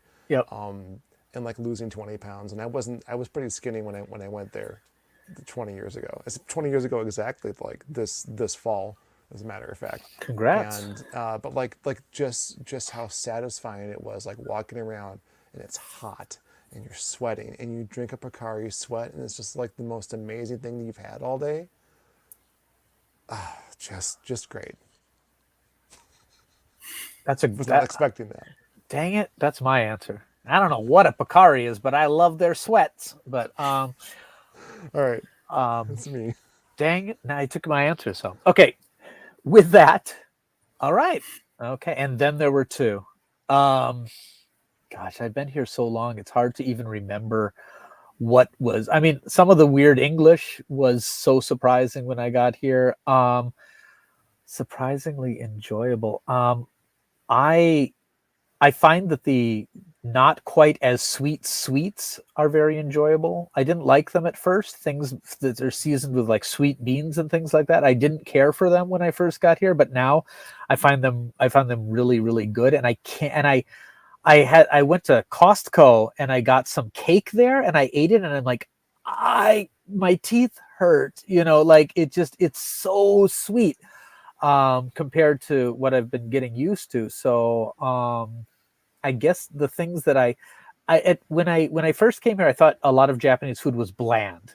Like, I mean, they've got strong foods. Like, of course, their snack food is very strong, and like the ramen and things like that is fantastic. But like a lot of the day-to-day food is a little bland. But no, it's just that the flavor is a little more subtle. And once my taste buds recovered from 20 years of eating nothing but cheese, I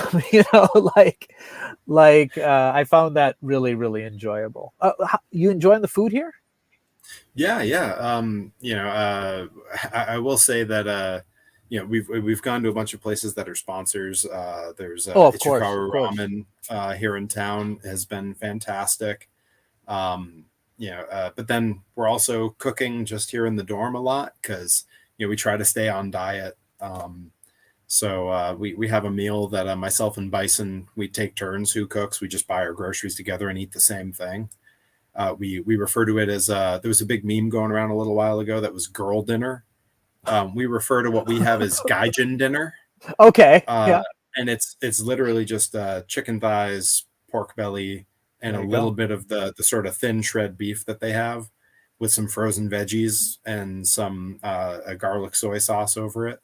It's pretty simple, pretty basic, but it's completely on diet and it gets some good fats in there, which when we first got here, the amount of training and walking we were doing, we had joint pain like crazy. And now that's all gone. That's great. Yeah. And of course, rice. Cause I mean, just eating that on its own would be a little rough, but yeah, having that over a big bowl of rice, that's kind of the nightly food. And then special occasions, we go out for cool ramens, or we had a sponsor take us to Korean barbecue, which was okay. That was a lot.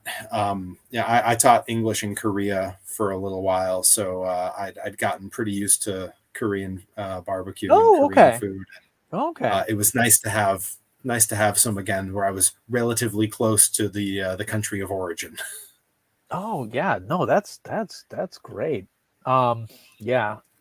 As I said, I've been here a long time, so like sometimes it's seeing someone else's perspective really makes me like appreciate the things that I've taken for granted over the years. But yeah, you're staying in Fukuoka right now, so they're very famous and very proud of their ramen dishes. Yes. They have got like a pork soup ramen that is not a health food, I will say that, but it's delicious. It's absolutely delicious. Yeah. All right. If anybody has a question, you can type it right into the search bar there. We'll let this go a little bit, but of course, you guys have things to do during the day as well. But yeah, I've just really enjoyed. Hold on. Okay. Speaking of sweets, Vinnk, have you ever had uniro? Uniro? What is uniro? Oh dear, I gotta look up on my phone now. Yeah, I was gonna say I'm Googling at the same time. Like I feel like Maybe I've had it, but a lot of the time I eat things that I don't know what they are. Oh, this is the thing. I'll eat this. Let's see. What is that? Ready to use robotic solutions. No, I haven't had So any robotic I, solutions. it appears to me to be a type of mochi. Okay. Mochi. Okay. Oh, I spelled it wrong too. That's Oh, yes, I have. Yes, I have. Okay. Let's put a picture up. Okay, there we go. Yes, I have had that. I did not know that's what it was called. I used to do tea ceremony, and that was one of the sweets that they would often serve, because tea ceremony tea is very, very thick, like frothy, like matcha tea. That's it's so thick it comes out almost as a paste. So because it's so bitter, you want to have something very, very sweet right before you drink it to kind of balance the flavors. All right. Okay. Oh, Perry, do you like eel? Did you have eel while you were here? The unagi? Yep, I have. I've had eel here as a on a sushi. I've had some eel. It was great, and I'd had some in the States as well. The sushi in the States is never as good as it is here, and it's always a little different. And but I enjoyed it there. I enjoy it here. Yeah. Okay.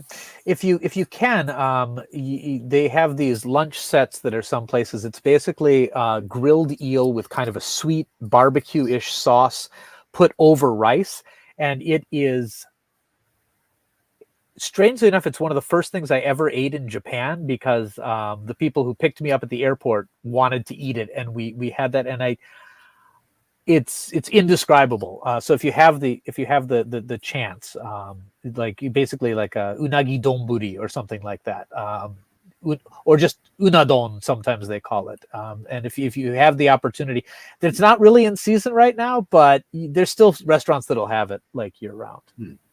All right. I'll put up a question from Satoshi Matrix, who asks, Perry, what is your favorite wrestling game? I'm a wrestling noob. Which one would you recommend above any other? Could be for any platform. Two answers for two different ways of enjoying. Okay. The sort of traditional way of enjoying a wrestling game is to, of course, hop in and fight and play matches. And my answer for that is WWF No Mercy on the N64. Ooh. That is the last of the THQ Aki games from that era, and it is when they had really sort of perfected the platform. It features a bunch of match styles that were not in previous games, like cage matches and ladder matches, and it's multiplayer. You can have 4 people in at one time. The Royal Rumble or Battle Royal mode, depending on how you want to call it, is really great in that game and a lot of fun. So that's my pick for if I had to have one favorite. That's the one. It's also very good for create a wrestler, because while they make it fairly simple, which makes creating your character faster, it's also pretty, it runs pretty deep. So you can get a reasonable likeness to a character or to yourself. So that's a really good one. The other answer is, and this is real nerdy way of playing a wrestling game, is Fire Pro World or Fire Pro Returns. Fire Pro World on Steam, Fire Pro Returns on the PS2. Because the way I use those games is to create characters, create settings, and create arenas, those kinds of things. And then you sim your matches, because the actual gameplay in those is real iffy. It's really hard to learn and not super intuitive. But the background in the game, the game's AI for how it fights the matches is really realistic to watching a match. You can see one character getting in control, and then another character will have a comeback, and they wait for opportune moments to hit their big signature moves. It's really something to behold. And again, with with the online creative platform for Fire Pro World, you can have virtually any wrestler or character, because Strong Bad and Homestar Runner can be in the game, and they're in the created suite online. Awesome. Awesome. And you can have all those characters and just sim whatever kind of matches you want. It's a very strange and very niche nerd way to enjoy a video game, to just let it run on its own while you watch, but it can be so satisfying. All right. I'll recommend the Giant Gram, or for Dreamcast, or maybe the what is it? Nantoka Retsuden. I'll link it.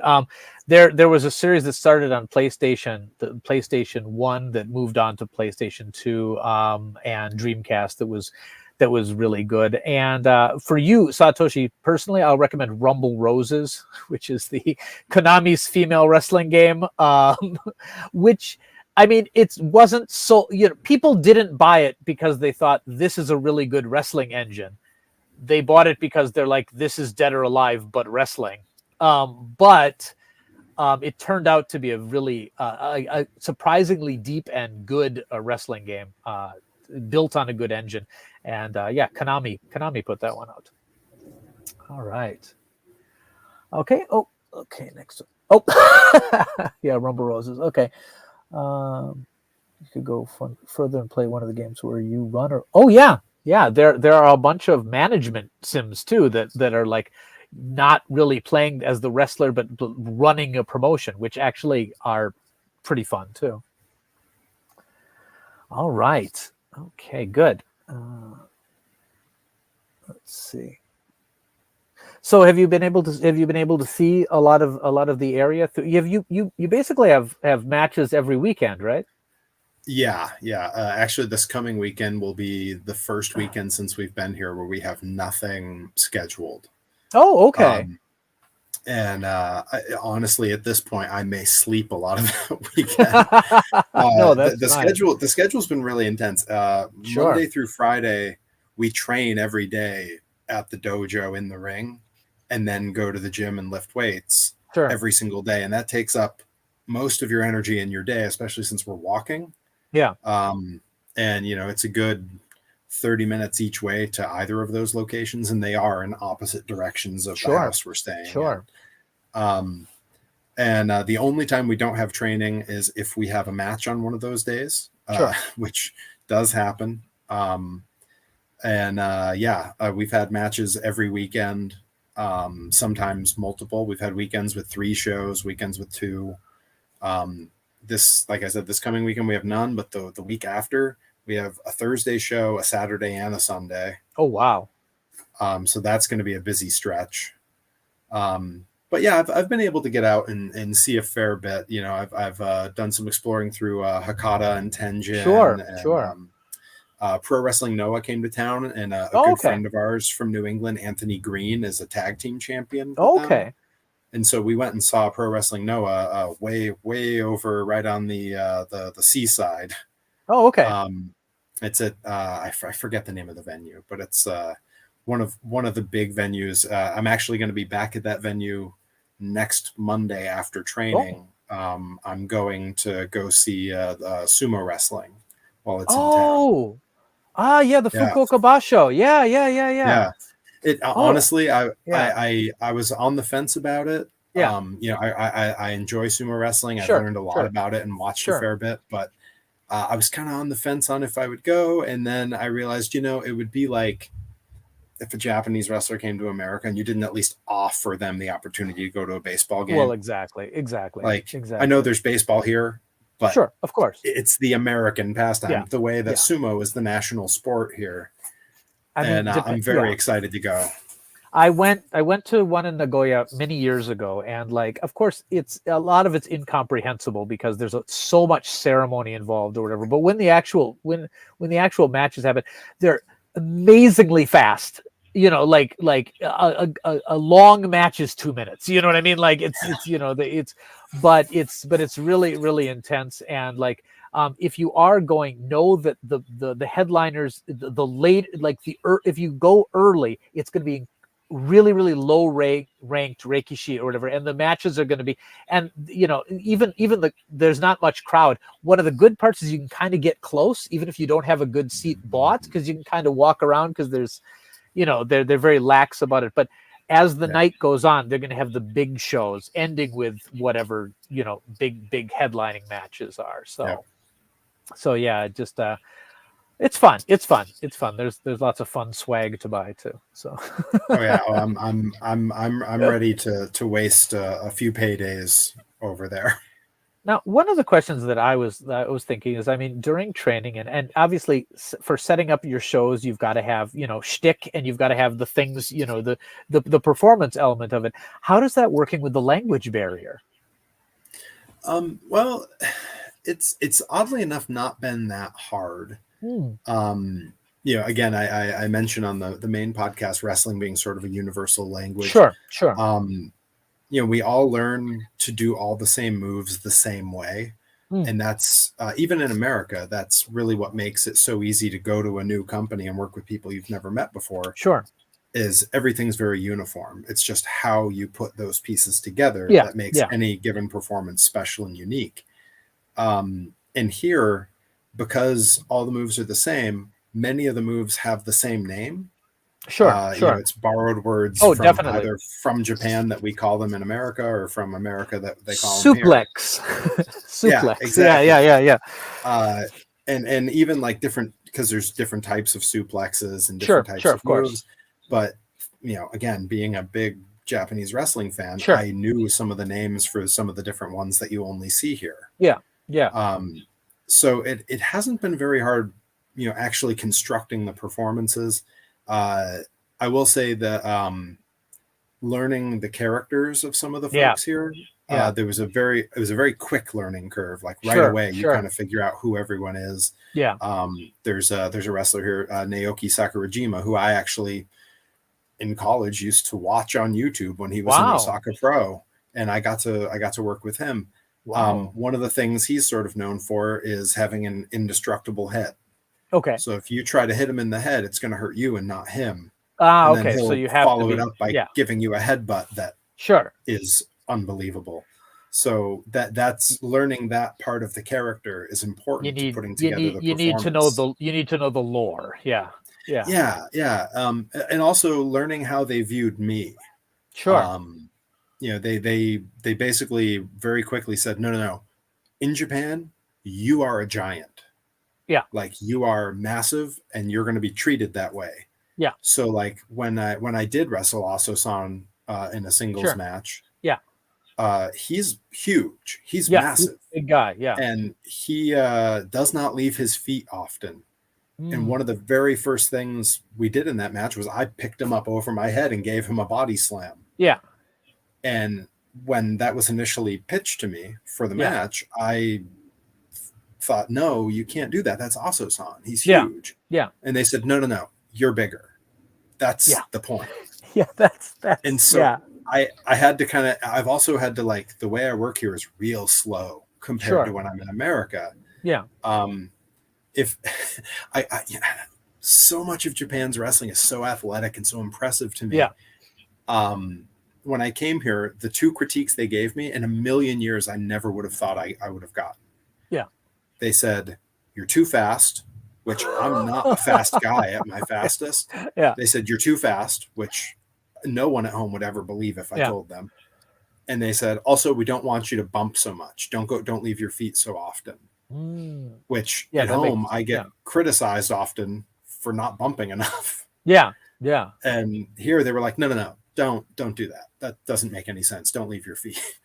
And it's been such a weird adjustment in that regard. But the language barrier has hardly played a factor.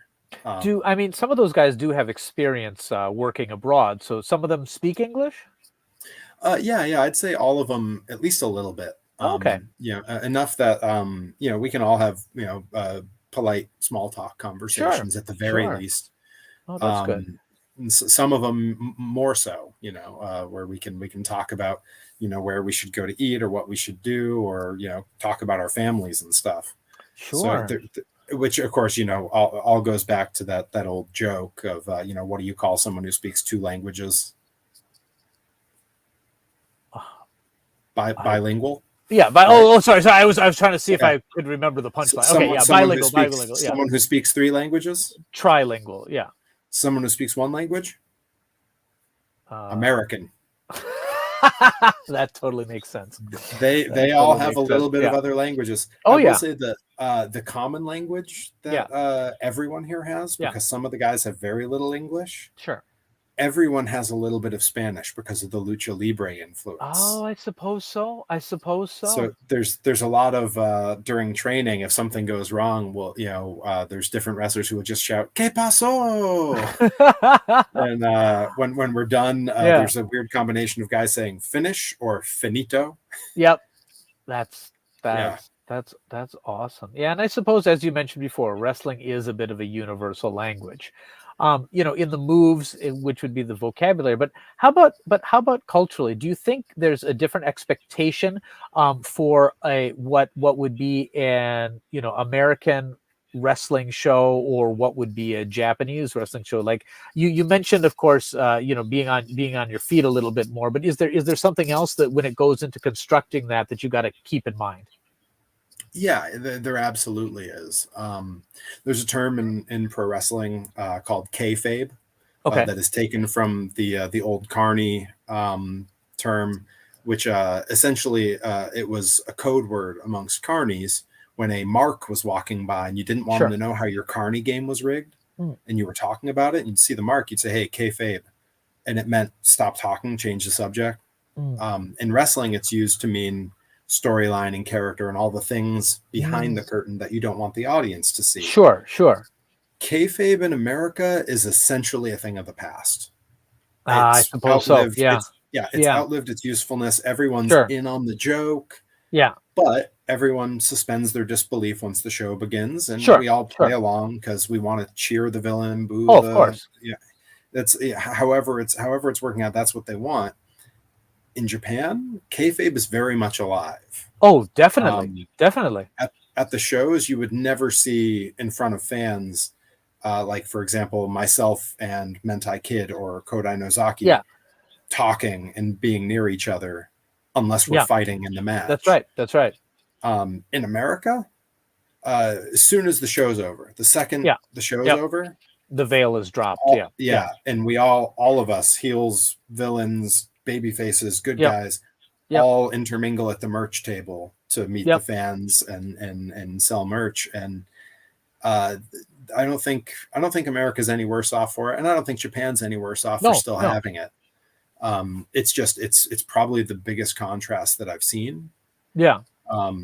And I think certainly for the little kids at the show, it makes things a little more interesting. Oh my goodness! Like, again, I took my two daughters or whatever, and like, I wanted to tell them that no one, because they don't understand the concept of wrestling so much. So like, I wanted them to understand that no one was going to actually get hurt or whatever. And so so they're like, "Is it fake?" And I'm like, It is a sport because it is athletic, but think of it kind of as like really good theater. You know what I mean? But once the match stopped, they forgot everything I said, and they are totally sold. You know what I mean? This is happening. And again, I will say that like I kind of came into it with maybe a bad thought. I thought, this is going to be a local wrestling promotion, and it's going to be a cheesy night of fun. Let's all just go. And it was so well produced, and so, it like, again, local promotion, you think that it's going to be, but I can say that's a big contrast with America too. The small local promotions in America, we have sort of a, we talk about it where the entryway is just a black curtain. it's a ring with no markings on it because it's generic and it was bought and it's just set up in a VFW hall. Or to get back to Homestar Runner, there's a whole episode about Strong Bad's wrestling career. Yep. He refers to a world famous empty high school gymnasium arena. Yes. And yeah, I've definitely wrestled in some mostly empty high school gyms where they set up a ring. Yeah. But here, it's a huge production with a proper entryway and huge flags with the wrestlers' faces. Everything's branded. It's so professional. Yeah. And some of the companies I mentioned on the main podcast where people can see me, like Pro Wrestling Grind, has gone out of its way to have great production. They don't have a black curtain you enter through. They have a set of doors with their logo on it that open, and when you walk out and there's a smoke machine, and they really go out of their way to be different.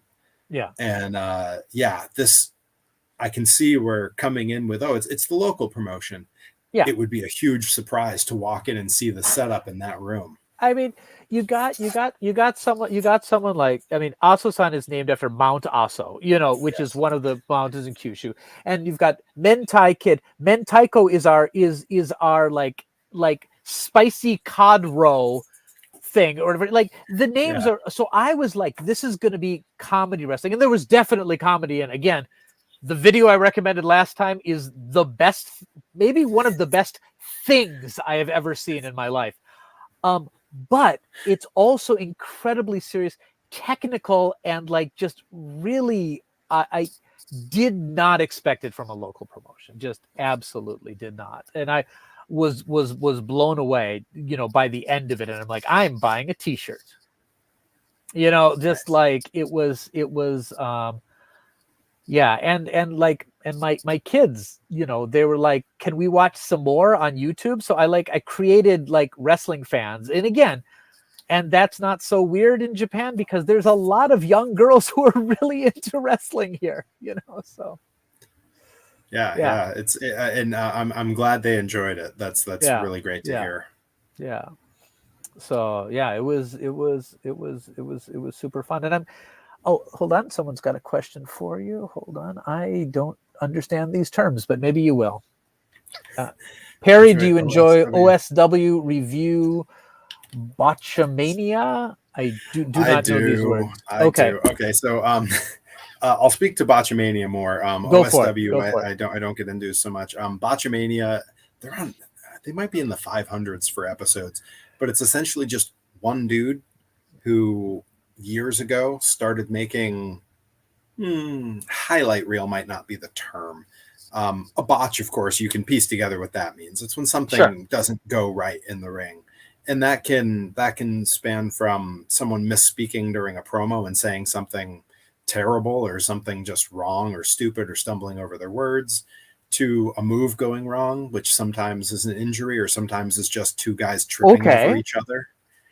And Botchamania puts together 10 to 15 minute episodes of just these short little 5 to 10 second clips of different botches. Some are very recent, some they've dug back into old wrestling footage. And I want to say they're in the high 400s, low 500s for number of episodes they've done. And there's no commentary. It's just music playing and the botches happening. And they have segments that come up. Like there's a commentator who used to be a wrestler named Taz.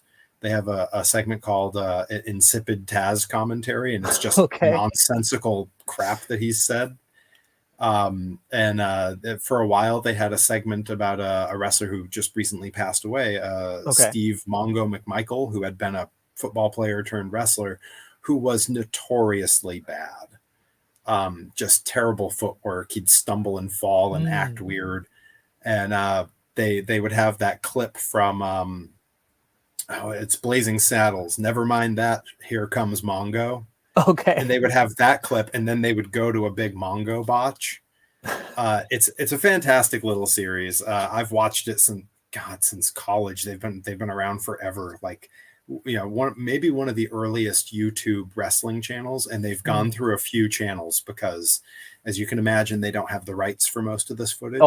Yeah. Companies like New Japan and WWE get their account taken down, so they're on the 4th or 5th version of their channel. Okay, yeah. But, it's fun and definitely not always kid friendly if it's one Yeah, that you're yeah, considering adding to the rotation. Yeah, maybe not. But, Yeah, but yeah, like anyone that you want to show them, I'd vet it first. yeah, yeah, But yeah, it's a lot of fun, and there's some good laughs. There's some cringe. Sometimes there's sure. really dangerous, like people getting real hurt. Oh, I suppose. In the ring. Yeah. But you know, the ones that are harmless are much more fun. All right. Gosh. It just really sounds like you're having kind of a dream experience, living the best life right now. That is absolutely wonderful. So I mean, if you hadn't gone down the wrestling path, where do you think you would have wound up? Well, I had been playing in bands before wrestling. You know, playing in I was in a pop punk band in the early 2000s, as was the style of the time. Yeah, me too. Yeah, I mean, no, I mean, we had tens and tens of fans. Yes. I was in a small town, so we had the entire high school as our fan base. Oh, there you go. Because there were no other bands. It was just us. But again, my high school was very small. My graduating class was 82 kids. So it's a small high school. Not much to do in town. I probably would have done music. I did theater in high school and college, which of course translated over to what I'm doing now. Definitely. It was when I had a growth spurt toward the end of high school, beginning of college, and I was suddenly 6'3", and at the time I was a big, chubby, 300-pound kid. Hard to get a good role when you tower over all the other theater geeks. So someone said, "Didn't you watch wrestling when you were younger? That's kind of theater for gorillas, isn't it? So maybe give that a shot." But I could have done theater. I actually I had a audition to be in the Blue Man Group at one point. What? And I got a call back. Unfortunately, my callback was meant to be at their New York theater, September 20th of 2001. And you can imagine their travel into the city was not really happening right then. Yeah, of course. And so they said, "We're going to hold off on hiring any new Blue Men for a year. Can we call you next year?" And I said, "Yeah, of course." And when they got a hold of me the next year, I was in college, and I was like, I can't drop out. So yeah, that's one of those what if things that kicks around in my head sometimes. Yeah, I'm sure. I also I might have gone into the circus arts. I can juggle clubs and ride a unicycle, and again, typical nerd stuff. And of course with the wrestling, I learned that I had a proclivity toward tumbling and stage combat. So any of those could have been something. But I was an English major, and I like writing and editing, and I do 3D design work and 3D printing. So that's also a thing I could have gone into. Oh, wow. A lot of different avenues, a lot of different weird, dumb things that I really enjoy. No, I mean, the dumb things that one enjoys, like it used to be that it was a weird hobby, but like with the internet and everything like that, that's what you can make, that's what you can make a living out of, or at least a side hustle. You know what I mean? Like, I mean, I liked video games, and I didn't think that'd be anything that I do this show, and I've got a little web shop and all kinds of stuff. So like, it's the things, there's only so many people who can do real jobs. You know what I mean? Like, and for the rest of us, there's things out there, because especially with the way the world is going these days, I think a lot of people are escaping into the things that truly made them happy in the past. And so a lot of those things are coming back, and I think there's absolutely nothing wrong with that, so.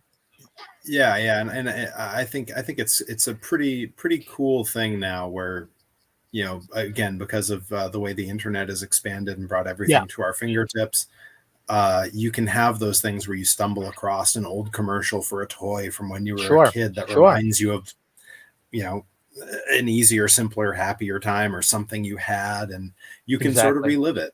and Yeah. being able to disappear into that, and some people make a career out of doing that. Yeah, exactly.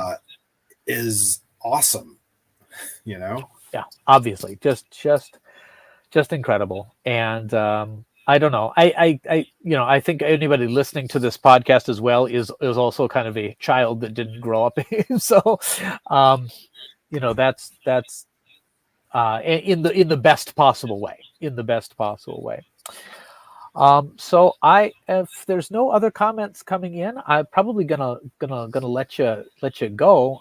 You've already given us way more time than I previously. I said it was gonna be like a 1 hour podcast. I'm so sorry, but it's really your fault for being so incredibly interesting. So like, I have that's a tendency on you to ramble.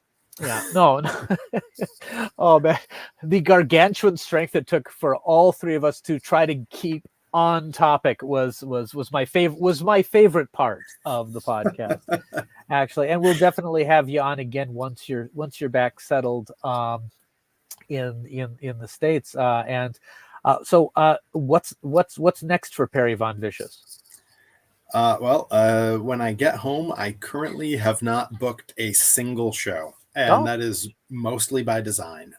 Okay, yeah. I've by the time I go home, I will have been away from my wife for more time than we've been apart since we met. Yeah. And she's at home caring for the house on her own, caring for 3 cats on her own, caring for 5 chickens and a large garden on her own. Yeah. So she deserves and working a full-time job. Of course. So she deserves every instant of my time that I can give to her once I get back, until she tells me otherwise. That's a very good answer. That's a very good answer. The next thing that I have for certain on the books, there's a chance I may be on. I may wrestle for Blitzkrieg before the year is out. They have a couple shows. There's a chance I may be wrestling for Grind at their first show in January, although I have potentially travel plans that may conflict with that. The first thing I actually legitimately have on the books is traveling out to California in January. My wife has a work thing she has to go for. I've done a little bit of work for the nonprofit org she works for as an educational nonprofit. I've done some 3D design work for them. So I'm going to go out as well and meet with everyone and talk and get to see all of our old friends from the Bay Area while we're there. And then we're going to Disneyland because anytime we're in the vicinity of a Disney park, that's my biggest regret from Japan, is that I'm not going to be able to get to Disney. You can't get to Tokyo Disney. No, Disney Sea is something to see as well. Yeah. My wife and I have decided that next year for our anniversary, without wrestling being involved at all, we're just coming to Japan for 2 weeks and doing Tokyo and Tokyo Disney and a few other spots. Well, if you do wind up back in Kyushu when you visit again, and you've got some time, I can meet up with you in Fukuoka or something like that. Yeah, that doesn't sound as appealing as I thought it would when I said it. I will absolutely let you know. Okay, but yeah, we'll do something. But that's awesome. There's a comment that just came in that I think is the type of comment that I would love to get sometime. He says, Satoshi says, Perry, thank you for all this. I'm a grown man who has never been into wrestling, but I'm very interested to watch your stuff. You may have made a fan, not of yourself, but possibly of wrestling in general. So I think I can say my YouTube's a great place to start, because while there is wrestling there's so much other stuff. Exploring Japan, video game streams. I do 3D print streams sometimes. All manner of weird nerddom that I'm into. That's if you want more of my stuff, that's a great place to start. And thank you for those kind words. Oh, no problem. Yeah, thank you, Satoshi. We're going to link all that stuff in the show notes, and probably we'll update the notes on this stream when it later on. Maybe, I don't know. Does YouTube have a limit?